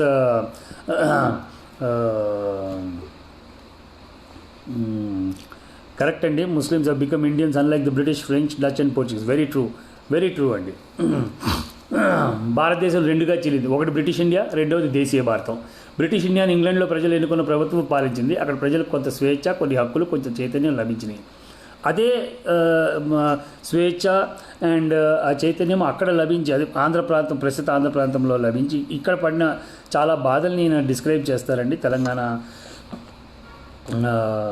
తెలంగాణ మిగిలిపోయిన నైజాం రాష్ట్రంలో ప్రజలు పడిన బాధల్ని కానీ వారి యొక్క సోషల్ ఫ్యాబ్రిక్ని ఎక్స్ప్లెయిన్ చేసుకుంటూ చేసిన బుక్కే ఇదండి. స్వాతంత్ర సమరంలో అనంత నష్టానికి గురైన వారు సంస్థానాల అమాయక ప్రజలు. వీరికి కటిక చీకటి మిగిలింది. సంస్థానాధిపతుల కుర్రత్వానికి హద్దులు లేవు. సంస్థానాలు ప్రజాసంఘం పక్షాన జవహర్లాల్ నెహ్రూ కాశ్మీరం వెళ్తే అతన్ని విచ్చుకత్తులు బట్టి సంస్థానంలో ప్రవేశించలేదు. ఓకే, అయిపోయింది అక్కడితో. ద రిజల్ట్ ఆఫ్ 1857 అంతా చెప్పాడు. మహబూబ్ గురించి చెప్తారండి ఇక్కడ. ప్రథమ స్వాతంత్ర సంగ్రామ పర్యవసానంగా నిజాం రాజ్యానికి ఆంగ్లేయులు బెడద వదిలింది. హైదరాబాద్ రాజ్యం స్వతంత్రమైంది. నామమాత్రపు ఆంగ్లేయుల పత్నం తప్ప నిజాం రాజ్యం నియంత్ర ప్రభువు. అప్పటికి ఆంగ్లేయులు కాజేసింది పోగా మిగిలిన హైదరాబాద్ రాజ్యం విస్తీర్ణం 82,690 82,698 చదరపు మైళ్ళు. ఇది ఇంగ్లాండ్, స్కాట్లాండ్, వైశాల్యాన్ని మించింది. కరెక్ట్ అండి. బ్రిటిష్ రెసిడెన్సీ మీద దాడి చేసిన వారు తుర్రేబాస్ ఖాన్. కరెక్ట్ అండి. దీనిని వరంగల్, మెదక్, గుల్బర్గా, ఔరంగాబాద్ సుబాలు అంటే సుమారు రాష్ట్రాలుగా విభజించారు. ఇది పాలనా సౌలభ్యం కోసం చేసిన విభజన. ఇందులో తెలుగువాడు నివసించే తెలంగాణ జిల్లాలు వరంగల్, కరీంనగర్, ఆదిలాబాద్, నిజామాబాద్, మెదక్, నల్గొండ, మహబూబ్నగర్, అత్రాఫ్, ఖల్దా. మిగిలిన 8 జిల్లాలు మరాఠవాడి, కర్ణాటకలవి. తెలంగాణ మొత్తం వైశాల్యం 41,502 చదరపు మైళ్ళు. హైదరాబాద్ రాజ్యానికి సొంత కరెన్సీ ఉండేది. దీనికి హలీ సిక్కా అనేవారు. 7 హలీ రూపాయలకు 6 బ్రిటిష్ రూపాయలు. రాజ్యానికి సొంత పోస్టల్ సర్వీస్ ఉండేది, ట్రైన్ సర్వీస్ ఉండేది. ఇంకా వేరే వాళ్ళు ఎవరిది జోక్యం ఉండేది కాదని చెప్తున్నారండి. భారతదేశ వ్యాప్తంగా ఉండిన సుమారు 600 దేశీయ సంస్థానాలలో హైదరాబాద్ రాజ్యం అన్నిటికంటే పెద్దది. 6వ నిజాం అఫ్జలుద్దౌలా 41 సంవత్సరాల వయసులో అల్లాకు ప్రియుడైనాడు. అతని తర్వాత 6వ నిజాం మహబూబ్ అలీ ఖాన్ 1869లో గద్దె ఎక్కాడు. అప్పుడు అతని వయసు 3 సంవత్సరాలు. అయితే సమర్థులైన ప్రజాని సారాజ్యం, విచ్ వీ నో సారాజ్యం museum is very famous for, నేతృత్వంలో ఆంగ్లేయుల ఛత్రఛాయల్లో ఎలాంటి ఒడిదొడుకులు లేకుండా పరిపాలన సాగింది. మహబూబ్ అంటే ప్రియుడు. మహబూబ్ యుక్త వయస్కుడై ప్రజలకు మహబూబ్ అంటే ప్రియుడైనాడు. మహబూబ్ సాత్వికుడు, ఉదారుడు, సహృదయుడు, మతసహనం కలవాడు. కానీ పాలకుడుగా అంత సమర్థుడు కాదు. సారాజ్యం ఛత్రఛాయల్లో అతని బలహీనత కనిపించలేదు. మహబూబ్ కాలంలో హైదరాబాద్కి స్థిరత్వం వచ్చింది. ఆర్థిక అనిశ్చితి దూరమైంది. హైదరాబాద్లోని కూడా ఆధునికతలు తొంగి చూసింది. రైలు వచ్చింది, విద్యుత్ వచ్చింది, టెలిఫోన్ వచ్చింది, టెలిగ్రామ్ వచ్చింది. కొన్ని స్కూళ్ళు వెలిసాయి, ఉర్దూ పత్రికలు వెలువడ్డాయి, గ్రంథాలయాలు వెలిసాయి. సాలార్జంగ్ గుణగ్రాహి, రక్త పరీక్ష అతనికి బాగా తెలుసు. అతను అనేక మంది విద్వాంసుల్ని, ప్రతిభావంతుల్ని హైదరాబాద్ చేర్చాడు. Yes, now the cultural thing starts. అలాంటి వారిలో అఘోరనాథ్ చటోపాధ్యాయ ఒకరు. చటోపాధ్యాయ బ్రహ్మ సమాజి, సంస్కరణవాది. సాలార్జంగ్ అతనికి హైదరాబాద్ కాలేజీ ప్రిన్సిపల్గా నియమించాడు. చటోపాధ్యాయ ఇల్లు హైదరాబాద్లో బ్రహ్మ సమాజం స్థావరం అయింది. అతను బాల్య వివాహాలకు వ్యతిరేకంగా, విధవా వివాహాలకు అనుకూలంగా, అనర్గళంగా మాట్లాడేవాడు. వారి ఇంటికి వచ్చే వారి సంఖ్య రోజు రోజుకు పెరిగిసాగింది. అతడు ఎన్నడూ ప్రభుత్వాన్ని విమర్శించలేదు. కానీ సంస్కరణలకు సంబంధించిన పాటలను సైతం సహించలేని కరుడుగట్టిన ఫ్యూడల్ ప్రభుత్వం అది. ప్రభుత్వం అఘోరనాథ్ని అసహనంగా చూచింది. అతన్ని విప్లవకారుడని శంకించింది. అయినా అతడు ప్రిన్సిపల్ సమయం కోసం నిరీక్షించింది అనమాట. అఘోరనాథ్ సాలార్జంగ్ గతించాడు. అతడు ప్రారంభించదలసిన రైల్వే లైన్ విషయంలో వివాదం ఏర్పడింది. రైల్వే లైన్ బ్రిటిష్ వారి ధర్మదయాల మీద ఆధారపడిందని, దానికోసం రాజ్యంలో ఒక భాగం తాకట్టు పెట్టాల్సి వస్తుందని వదంతి అయింది. రైల్వే లైన్ విషయంలో ప్రభుత్వం యథార్థాలు దాస్తున్నదని, వాటిని బయటపెట్టాలని కొందరు నగరవాసులు కోరారు. చట్టోపాధ్యాయ దానికి నాయకత్వం వహించారు. చట్టోపాధ్యాయ ప్రభుత్వాన్ని సవాల్ చేస్తున్నాడు అనుకున్నాడు నిజాం. అసలే అక్కసుగా అంది తీర్చుకున్నాడు. రాజు తలుచుకుంటే దెబ్బల పొదవ. ఒకనాటి సాయంకాలం పోలీసులను తీసుకుని పోలీస్ నాజం చట్టోపాధ్యాయ ఇంటికి వచ్చాడు. ఒక కాగితం చూపించాడు. రైల్వే స్టేషన్కి నడవమన్నాడు. తలపాగా సైతం తీసుకొని ఇవ్వలేదు. ఉన్నవాడిని ఉన్నట్లుగా బయటకు నడిపించారు. అప్పటికి 4 ఏళ్ల పెళ్ళైన అతని కూతురు సరోజినీ నాయుడు అండి. ఆవిడ గురించి అతని కూతురు సరోజిని దిగాలుగా చూచింది. ఈమెయే భారత కోకిల సరోజినీ నాయుడు. వారి ఇల్లు ఇప్పటికీ గోల్డెన్ థ్రెషోల్డ్ అని అంటారండి. మన అబిడ్స్ నుంచి నాంపల్లి వెళ్ళే రోడ్లో ఉంటుంది. సెంట్రల్ యూనివర్సిటీ అడ్మినిస్ట్రేటివ్ ఇదిగా కూడా ఉందండి. నేను కూడా చాలాసార్లు వెళ్ళాను గోల్డెన్ థ్రెషోల్డ్కి చిన్నప్పుడు. ఆ ఘోరనాథ్ని రైల్వే స్టేషన్లో గంటల తరబడి ఉంచారు. ఇతరులని అతనికి దరికి చేరనీయలేదు. అప్పుడు రైలు వచ్చింది. అతన్ని సెకండ్ క్లాస్లో ఎక్కించారు. 12 మంది పోలీసులు అతని వెంట ఎక్కారు. కాజీపేటలో 9 గంటలు ఉంచారు. మరొక బండి ఎక్కించి హైదరాబాద్ రాజ్యం దాటించి ఊపిరి పీల్చుకున్నారు. మహబూబ్ దివాందత్వానికి ఇది ఉదాహరణ. సంస్థానిధీసులు అందరూ అందరే. ఏ ఒక్కడూ అసమ్మతిని సహించరు. ఇలాంటి సర్కార్ కింద నలిగిన తెలంగాణ ప్రజలు వందల ఏళ్ళు చాలా ఇలాంటి వాళ్ళ కింద నలిగారని చెప్పి తీసుకొచ్చిందనమాట. సో టైం అయిపోతుందండి. And I'm still you know in the very early parts of the book. సరే, అలాగే తెలంగాణలో తెలుగుని కొంచెం అంటే ఎస్పెషలీ నిజాం రాజ్యంలో తెలుగుని చాలా చిన్న చూపు చూడడం, అసలు తెలుగు అంటే ఒక ఎందుకు పెద్దగా ఉపయోగపడిన భాష అని చెప్పి అనడం, అలాంటి దాంట్లో తెలంగి బెడంగి అని చెప్పి ఒక ఇది కూడా రాశారు. నిజాం రాజ్యంలో మహబూబ్ అలీ ఖాన్ వరకు ఫార్సీ రాజకీయ భాషగా ఉండేది. 6వ నిజాం ఉర్దూని రాజకీయ భాష చేశాడు. మొఘలులు ఏర్పరిచిన భారతీయ భాష ఉర్దూ. మొఘల్ సైన్యంలో అనేక ప్రాంతాల వారు ఉండేవారు. వారికి సంభాషణ భాషగా ఏర్పడింది ఉర్దూ భాష. ఉర్దూకి అర్థం సైన్యం. ఉర్దూ సైన్యం కోసం ఏర్పడిన భాష. అయినా దాని సౌలభ్యంతో అది ప్రజల భాష అయింది. ఉర్దూ సుమారు ఉత్తర భారతంలో మాట్లాడే భాష. కొంత ఫార్సీ కూడా కలిసి ఉంటుంది. ఉర్దూకి లిపి లేదు. ఫార్సీ లిపిని స్వీకరించారు. అది ఎడమ నుంచి కుడికి సాగుతుంది. లోకంలోని లిపి లేని భాషలే చాలా ఉన్నాయి. ఎంతో సంస్కారం గల భాషకు కానీ లిపి ఉండదు.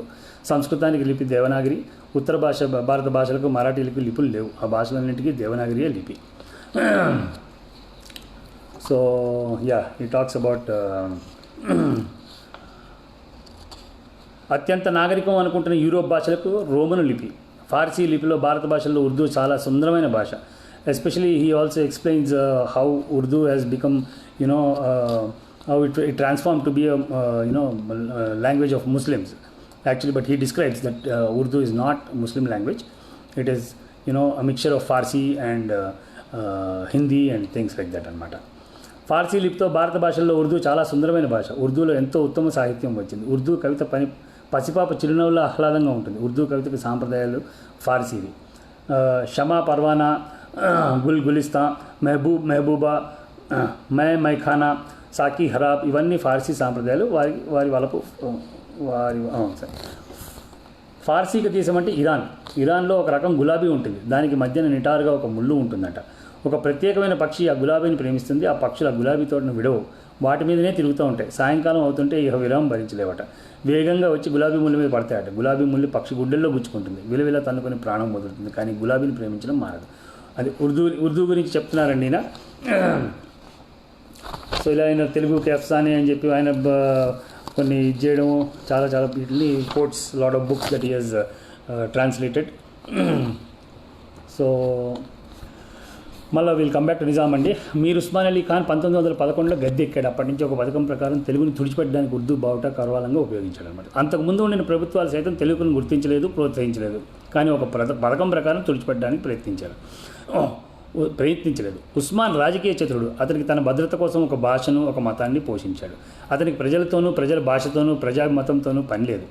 తాను నిరంకుశంగా పాలించగలనని, ప్రజా ఉద్యమాలు అణిచివేయగలని తన ప్రభువులైన అంగ్రేజులకు తెలియబరచదలిచాడు. అంగ్రేజ్ సర్కార్ సైతం తమ భవిష్యత్ ప్రయోజనాల దృష్ట్యా భారతదేశపు నడిబొడ్డున నిజాం నల్లని త్రాచును పాలుపోసి పెంచింది. నిజాం దుష్టత్వాన్ని, దుర్మార్గాన్ని, దౌర్జన్యాన్ని, మత ఛాందసాన్ని చూసి మందలించకపోగా మిన్నకున్నది. ఉత్తరాన మహమూద్ అలీ జిన్నాని, దక్షిణాన మీర్ ఉస్మాన్ను తమ స్వప్రయోజనాల కోసం ఆంగ్లేయులు ప్రోత్సహించారు. 1918లో ఉస్మాన్ యూనివర్సిటీని ప్రారంభించాడు. ఉస్మాన్ యూనివర్సిటీ ఉర్దూ బాధన భాష చేశాడు అనమాట. ఇది ఉర్దూ ఉద్ధరణ కోసం కాక తెలుగును, ఇతర దేశీయ భాషలను మాపడానికి పండిన కుట్ర. బ్రిటిష్ ఇండియాలో ప్రజల భాషను బోధనా భాషగా అంగీకరించడం జరిగింది. అంతేకాక తెలుగు సాహిత్య వికాసానికి చార్ల్స్ ఫిలీ బ్రౌన్ వంటి ఆంగ్లేయులు చేసిన కృషి చిరస్మరణీయం. తెలుగు సాహిత్యంలో ఆధునిక భావాల ప్రవేశానికి అంగ్రేజుల ప్రభావం ఉందనలో వివాదం లేదు. ఓకే, ఏదో ఒక మంచి పని అయితే చేశారంట మనకి బ్రిటిష్ వాళ్ళు.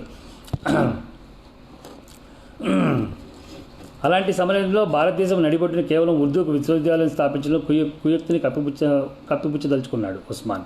తాను దేశాభిమానిని, భారతీయ భాష ఉర్దూ అభివృద్ధికి యూనివర్సిటీ ప్రారంభిస్తున్నానని జాతీయ నాయకులకు తెలియపరిచాడు. అలా చేసి వారి మన్ననలు పొందాలని ప్రయత్నించాడు. సరే, ఇవన్నీ కూడా మెడిసిన్, ఇంజనీరింగ్ కూడా ఉర్దూలో చెప్పేవారంటండి. అలాగే మనం ఇప్పుడు చూస్తూ ఉంటాం పాతకాలపు పివి నరసింహరావు గారు కానీ ఇలా పెద్ద పెద్ద కవులకు అందరికీ కూడా ఉర్దూ అనేది చాలా బాగా వచ్చు. సో అండ్ అఫ్కోర్స్ మన తెలంగాణ మాండలికం ఏదైతే ఉందో దాంట్లో కూడా చాలా ఉర్దూ పదాలు మనం వాడుతూ ఉంటామండి. చాలా బ్యూటిఫుల్గా ఉంటాయి. ఇందులోనే ఈ బుక్లోనే దాన్ని చేస్తూ ఉంటారు.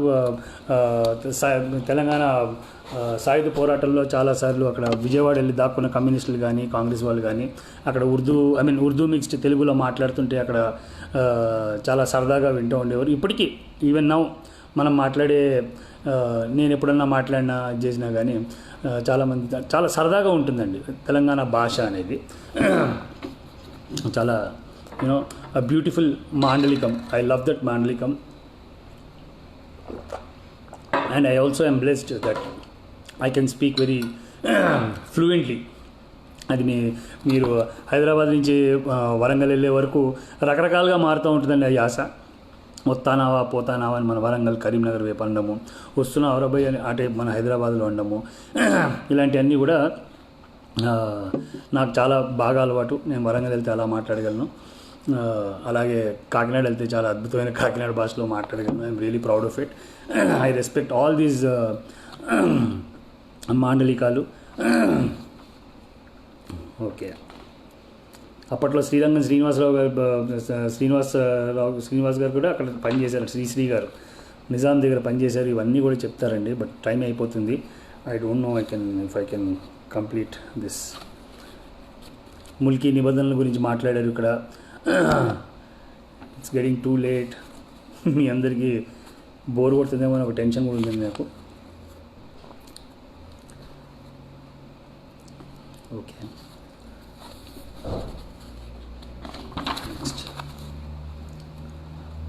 కొంచెం ఫాస్ట్గానే చేయడానికి ట్రై చేస్తాను. అయితే తెలంగాణలో వాళ్ళు పడిన బాధలకి కొంచెం ఇక్కడ I have to tell that Nizam also try to make this an Islamic state. కొంచెం ఇస్లామైజేషన్ చేయడానికి ప్రయత్నం చేశారు. అది నేను ఇక్కడ ఫాస్ట్గా కొంచెం చదివి వినిపించడానికి ట్రై చేస్తానండి. These are all the formation of the initial Telangana state and the state of హైదరాబాద్లో తెలుగువారు పడ్డ బాధలు. ఇవన్నీ కూడా ఆంధ్ర ప్రాంతం వారికి చాలామందికి తెలియదు. నా context of today reading this book is also to make sure that people even of Andhra this thing they should understand what happened here, because August 15th is not the freedom వచ్చిన రోజు కాదు. It's not their independence day. August 15th రోజునే ఇక్కడ దాక్కుని celebrate చేసుకున్నారని చెప్పి కూడా ఈ బుక్లో ఎక్స్ప్లెయిన్ చేయడం జరుగుతుందండి. ఇవన్నీ నాకు కూడా తెలియని విషయాలు, చాలామందికి ఇప్పటికీ తెలియని విషయాలు. ఆగస్ట్ 15th రోజునే 1947నే ఇక్కడ వచ్చేసిందనే ఫీలింగ్లో ఉన్నవాళ్ళు చాలామంది, ఈవెన్ తెలంగాణ వాళ్ళకి కూడా చాలామందికి తెలియదండి. సెప్టెంబర్ 17th 1948 పోలో యాక్షన్, ఇవన్నీ జరిగిన స్టోరీలు. పోలీస్ యాక్షన్ అని వింటామే, ఆపరేషన్ పోలో అని వింటామే తప్ప దాని డీటెయిల్స్ ఎవరికి పెద్దగా తెలియదు అనమాట అండి. So this by and large has given me that knowledge of అసలు ఏం జరిగింది ఇక్కడ, తెలంగాణ అంటే ఏంటి, వాళ్ళు ఎందుకు ఇలాగా వేరే ఇదిలో అయిపోయింది, ఆంధ్ర తెలంగాణ డిఫరెన్సెస్ ఎందుకు వచ్చాయి, ఇవన్నీ అర్థం చేసుకునే ప్రయత్నంలో ఈ బుక్ చదవడం జరిగిందండి. సో ఇందులోనే కొంచెం ఫాస్ట్గా చెప్తాను. How Nizam tried Islamic tactics. అనల్ మాలిక్ అనే ఒక ప్రోగ్రాం పెట్టడం, అది ఎక్కడో ఉండాలండి. రాజకీయ హద్దులు లేకుంటే సమస్త విశ్వంలో మానవాళికి శాంతం ఒక్కటే. కొందరు స్వప్రయోజనం, దేశం పేర, మతం పేర, ప్రాంతం పేర, కులం పేర, ఇజం పేర మనుషులను విడగొట్టి కట్టిపడేశారు. అవి లేకుంటే విశ్వ మానవునిది ఒకే కుటుంబం వసుదేవ కుటుంబం అంటారు. ఇవి నా అభిప్రాయాలు, నా ఊహలు, నా స్వప్నాలు అని చెప్పుకోవడానికి నా రంగాచారి గారు ఇట్ డిస్క్రైబ్స్ ఇట్. ఆ స్వప్రయోజన వర్గాల మూలంగా ఒక మతాన్ని పేర్కొనవలసి వస్తుందని వ్యధగా ఉంది, బాధగా ఉంది. అయితే వాస్తవాలు చెప్పడం విధి, చరిత్ర గతిని వివరించడం బాధ్యత. ఆ విధి బాధ్యత నిర్వహించడానికి తప్ప నాకు మనిషి విషయంలో ప్రేమ తప్పడం ఓకే. ఈజ్ ఎక్స్ప్లెయినింగ్ దట్ అదే మతాంకీకరణలో జరిగినవి. సరే, Mir Osman Ali Khan, his exalted highness lieutenant general Sipahe Salar Asaf Jah Muzaffarul Mulk Wal Mumalik Nizamul Mulk Nizamuddaula Fateh Jung GP SI GVI Sultanul Uloom దుష్టుడు, దుర్మార్గుడు, దురాశాపరుడు, సమర్థుడు, రాజకీయ ప్రావీణ్యం చాతుర్యం గలవాడు, పరిపాలనా సమర్థుడు, లోబి, స్వార్థపరుడు, సంకుచితుడు, మత దురహంకారి, స్వప్రయోజనపరుడు, మతాన్ని తన రాజకీయ స్వార్థానికి వాడుకున్న జన్మాల బూజు. ఆసఫ్ జా ఈ వంశంలో మొదటివాడు కమరుద్దీన్, చివరివాడు ఉస్మాన్ తప్ప మిగిలిన 5 అసమర్థులు, నిష్ప్రయోజకులు. కమరుద్దీన్ స్వార్థము దోహం అనే సామర్థ్యంతో సమస్త దక్షిణాపద సామ్రాజ్యం సాధించాడు. ఉస్మాన్ అదే స్వార్థము ద్రోహంతో రాజ్యాన్ని, వంశాన్ని అంతమొందించాడు. తన రాజ్యాన్ని నిలబెట్టుకోవాలని సాధారణ వాంఛ కోసం మాత్రం కాక ఒక జాతి వేష భాషలను, సాహిత్య సంస్కృతులను నిర్మూలించి పూనుకున్న ఉస్మాన్ మతాన్ని తన స్వార్థం కోసం, స్వప్రయోజనం కోసం వాడుకున్న రాక్షసుడు. ఈ రాక్షసత్వం పూర్తిగా అతని ఆలోచన అనుకోను. ఇంగ్లీష్ వారు దూరాలోచనలు తాము ఎప్పుడూ ఒకసారి భారతదేశాన్ని వదులుకోవాలి. అలాంటి స్థితిలో భారతీయులను చిక్కుల్లో పెట్టాలి. అందుకు భారతదేశం నడిబొడ్డున ఒక మత పిపాస రాజ్యం నెలకొల్పదలుచుకున్నారు. తమ పథకం ఫలించడానికి ఉస్మాన్ని మించిన వాడు దొరకలేదు. ఓకే, ఇక్కడ జిన్నాని కూడా కోట్ చేస్తారండి. సో ఉస్మాన్ ఏం అమాయకుడు కాదు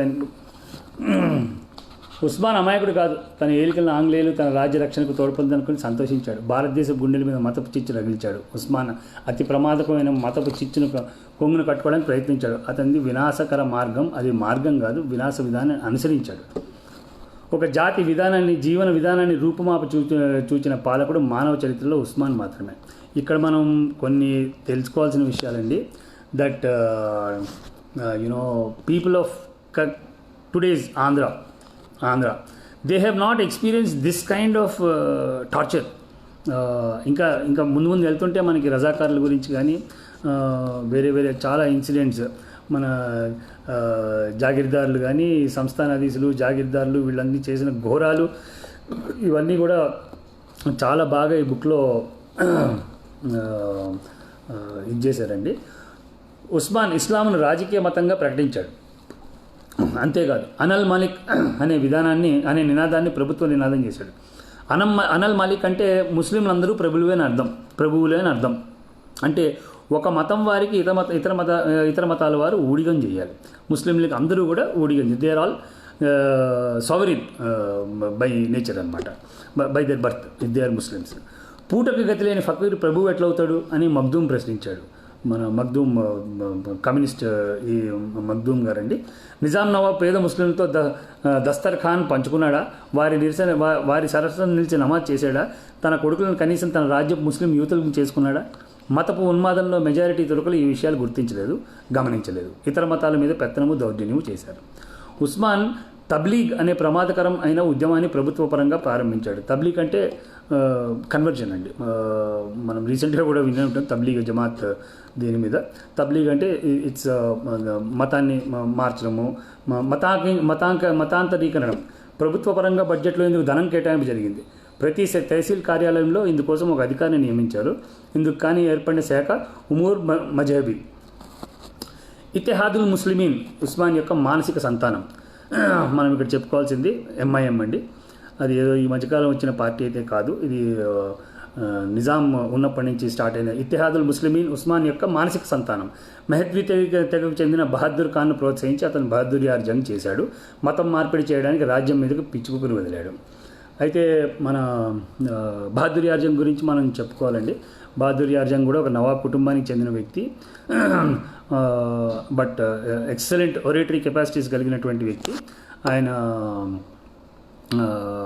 ఆయన పేరు మీదనే ఇప్పుడు బహదూర్పుర అనే ఏరియా ఆయన పేరు మీదే ఉండడం జరిగింది. ఆయనే ఎంఐఎం స్థాపకుడు. ఎంఐఎం పార్టీని పెట్టిందే ఆయన. కుల్ హింద్ మజ్లిస్ ఇత్తెహాదుల్ ముస్లిమీన్ అని చెప్పి అప్పట్లో ఆయన స్టార్ట్ చేశారు.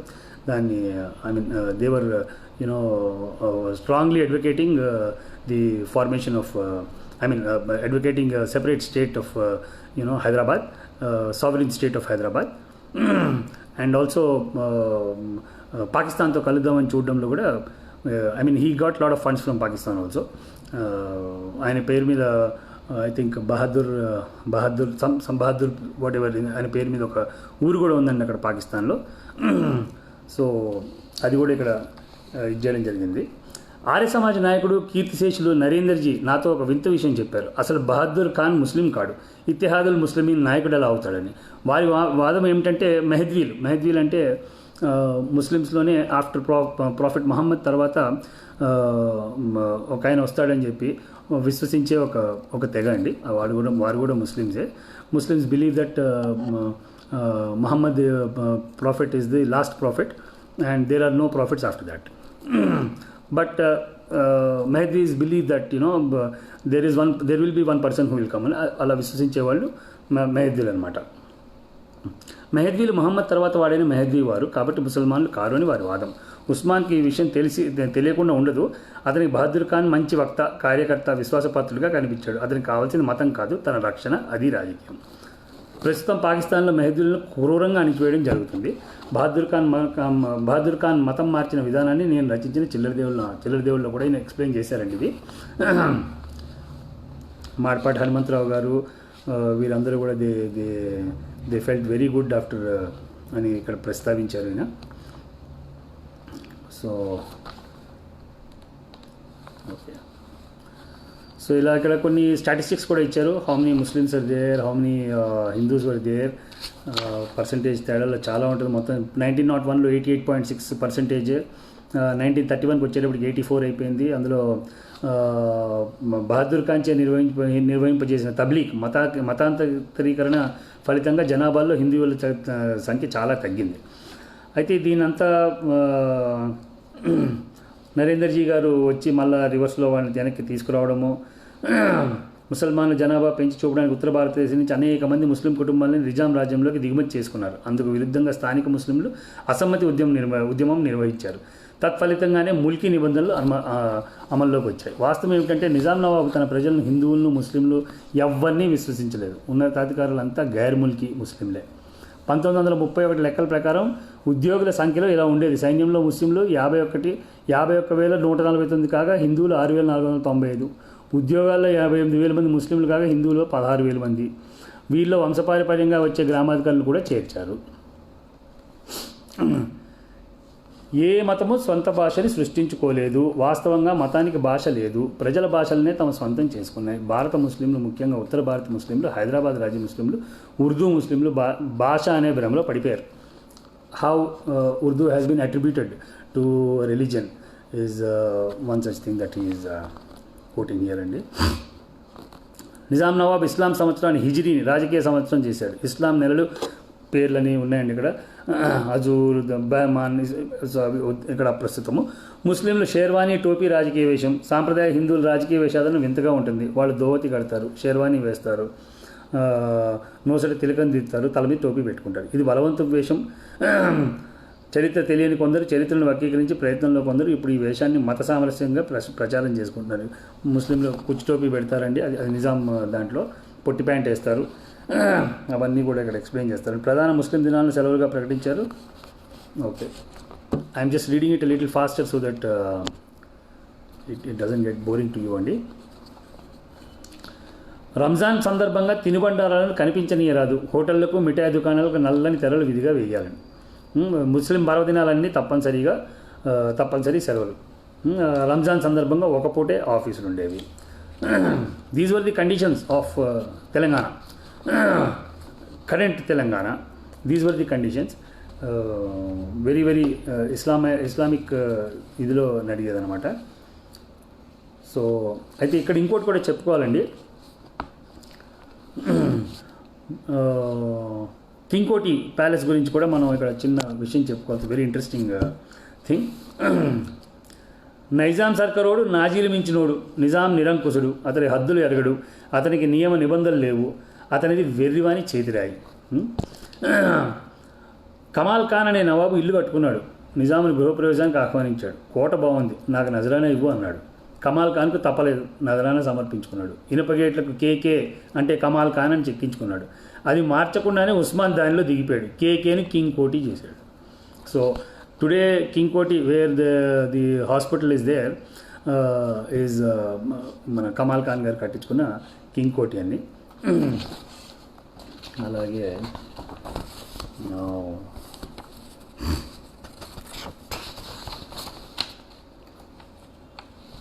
బోర్ కొడుతుంటే టైప్ చేయండి. I will stop.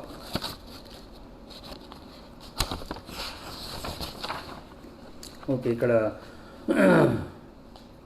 మన దీని గురించి బ్రిటిష్ ఆంధ్ర నుంచి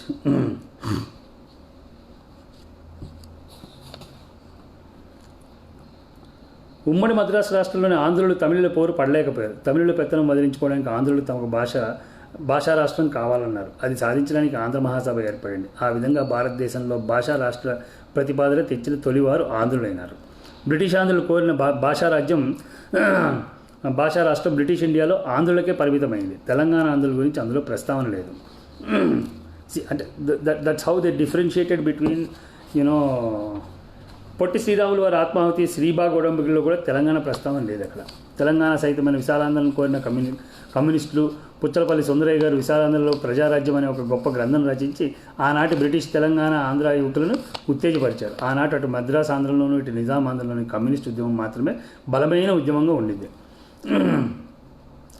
కాంగ్రెస్ వారు తెలంగాణ ఆంధ్రులను కలుపుకుని పోయే ప్రయత్నం చేయలేదు. తెలంగాణ ప్రజలకు తమ యాతన నుంచి విముక్తులు కావడానికి ఏ దిక్కు నుండి సహాయ సహకారాలు అందలేదు. ఉత్సాహవంతులైన రావి నారాయణ రెడ్డి వంటి యువకులు బ్రిటిష్ ఇండియాలో సత్యాగ్రహం చేయవలసిన నిస్సహాయ దశ కలిగించాడు నిజాం ముసలి నక్క. సరే, ఇక్కడ ఆంధ్ర మహాసభ గురించి కూడా మాట్లాడతారండి. Andhra Mahasabha which played a crucial role in bringing down the Nizam. ఇక్కడ నాకు మేజర్గా అర్థమైన విషయం ఏంటంటే అండి,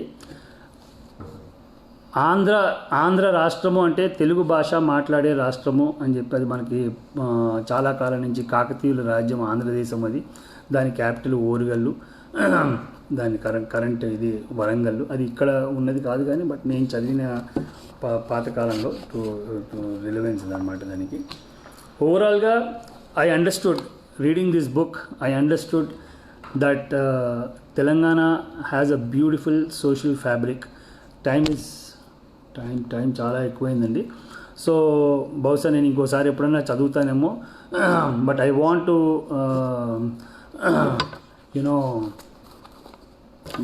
suggest this book to all of you. ఇందులో కొన్ని పాయింట్స్ మట్టుకే నేను చెప్పగలిగాను, చాలా చెప్పలేకపోయాను. My basic idea is if you read this book, you will understand the context of Telangana. You will understand the problems that have been faced by Telangana. ఇంకా ముందరికి వెళ్తే చాలా రజాకారులు వారి మీద చేసిన ఎన్నో అఘాయిత్యాలు అసలు ఇప్పుడున్న బ్రిటిష్ ఇండియాలో ఉన్న ఆంధ్ర ప్రాంతం మటుకు ఏ రోజు కూడా అది మీకు అది చూసుండరు. అలాంటి దురాగతాలని మనం చూసి ఉండము. So I'm very sorry, I could not complete this thing. Time is too much, చాలా ఎక్కువ కూడా అయిపోయింది. మళ్ళీ ఎప్పుడన్నా ఈ రజాకారుల గురించి దాని గురించి కానీ. But I suggest any Andhraite or any person to go through this book. It will give you a great insight into the erstwhile Nizam state, how Telangana and Andhra are different from each other. నా దృష్టిలో social fabric is completely different. The understanding is very very minimal. Andhra వాళ్ళకి చాలా మందికి తెలంగాణ అంటే తెలియదండి. తెలుసుకోవాల్సిన అవసరం మనకు చాలా ఉంది. Because we have to live like brothers. Because I want to feel that not just me, many of the people they want to feel that they are part of both the places. And this is a beautiful book. If it has to be if you want to know something about the అంటే ఈ విద్వేషాలు మనకు తగ్గాలి అంటే మటుకు తప్పకుండా మనం ఈ బుక్ చదివితే it will be really helpful to everyone. ఈ పుస్తక పరిచయ కార్యక్రమంలో చాలామంది మీరు చదివే ఉంటారు, కానీ ఒకవేళ చదవని పక్షంలో తప్పకుండా జీవనయానం, మన దాశరథి గారు రాసిన జీవనయానం చదవండి. ఇవి ఫ్యాక్ట్స్ బేస్డ్ బుక్ అండి. ఆయన రాసిన మోదుగు పూలు, శరతల్పము, చిల్లర దేవుళ్ళు ఇలాంటివి కూడా ఉన్నాయి, కానీ but this is the best book. దీన్ని చదివితే మనకు చాలా వాస్తవికమైన విషయాలు చాలా తెలుస్తాయి. మోస్ట్ ఇంపార్టెంట్లీ ఇంకా క్యాస్ట్ గురించి చాలా మాట్లాడతారు ఆయన. రకరకాల కులాల ఇక్కడ ప్రస్తావన, చాలా బాగా చెప్తారు ఆ సోషల్ ఫ్యాబ్రిక్ని. అందులో ముస్లిమ్స్ ఉంటారు, హిందూస్ ఉంటారు, కొద్దిగా అక్కడక్కడ క్రిస్టియానిటీ కూడా అప్పట్లో ఆయన చెప్పారు. ఇవన్నీ కూడా మనకి చాలా బాగా అర్థమవుతాయండి ఈ బుక్లో. ఈ పుస్తకాన్ని మీరు తప్పకుండా చదవాలని చెప్పి నేను కోరుకుంటున్నాను. Anybody who wants to know Telangana, first read this book. This will give you a beautiful what must I say beautiful understanding of current days Telangana. Also Andhra. మనం చాలామందికి ఆంధ్రాలో కూడా తెలియదు, తెలంగాణ వాళ్ళకు కూడా చాలామందికి తెలియదు, హైదరాబాద్ వాళ్ళకు కూడా చాలామందికి తెలియదండి. చాలా విషయాలు హైదరాబాద్ గురించి, సికింద్రాబాద్ గురించి ఇంకా చాలా చెప్తారు. మరొక అవకాశం వచ్చినప్పుడు నేను మళ్ళీ I will try to explain. But you must excuse me for not having completed the session. Thank you అండి, శ్రీశైల్ గారు, పడాల గారు, Srinath, everybody. Thank you so much for this opportunity. I hope you got a gist of what this book is all about. Thank you, Andy. Thank you so much. Bye-bye.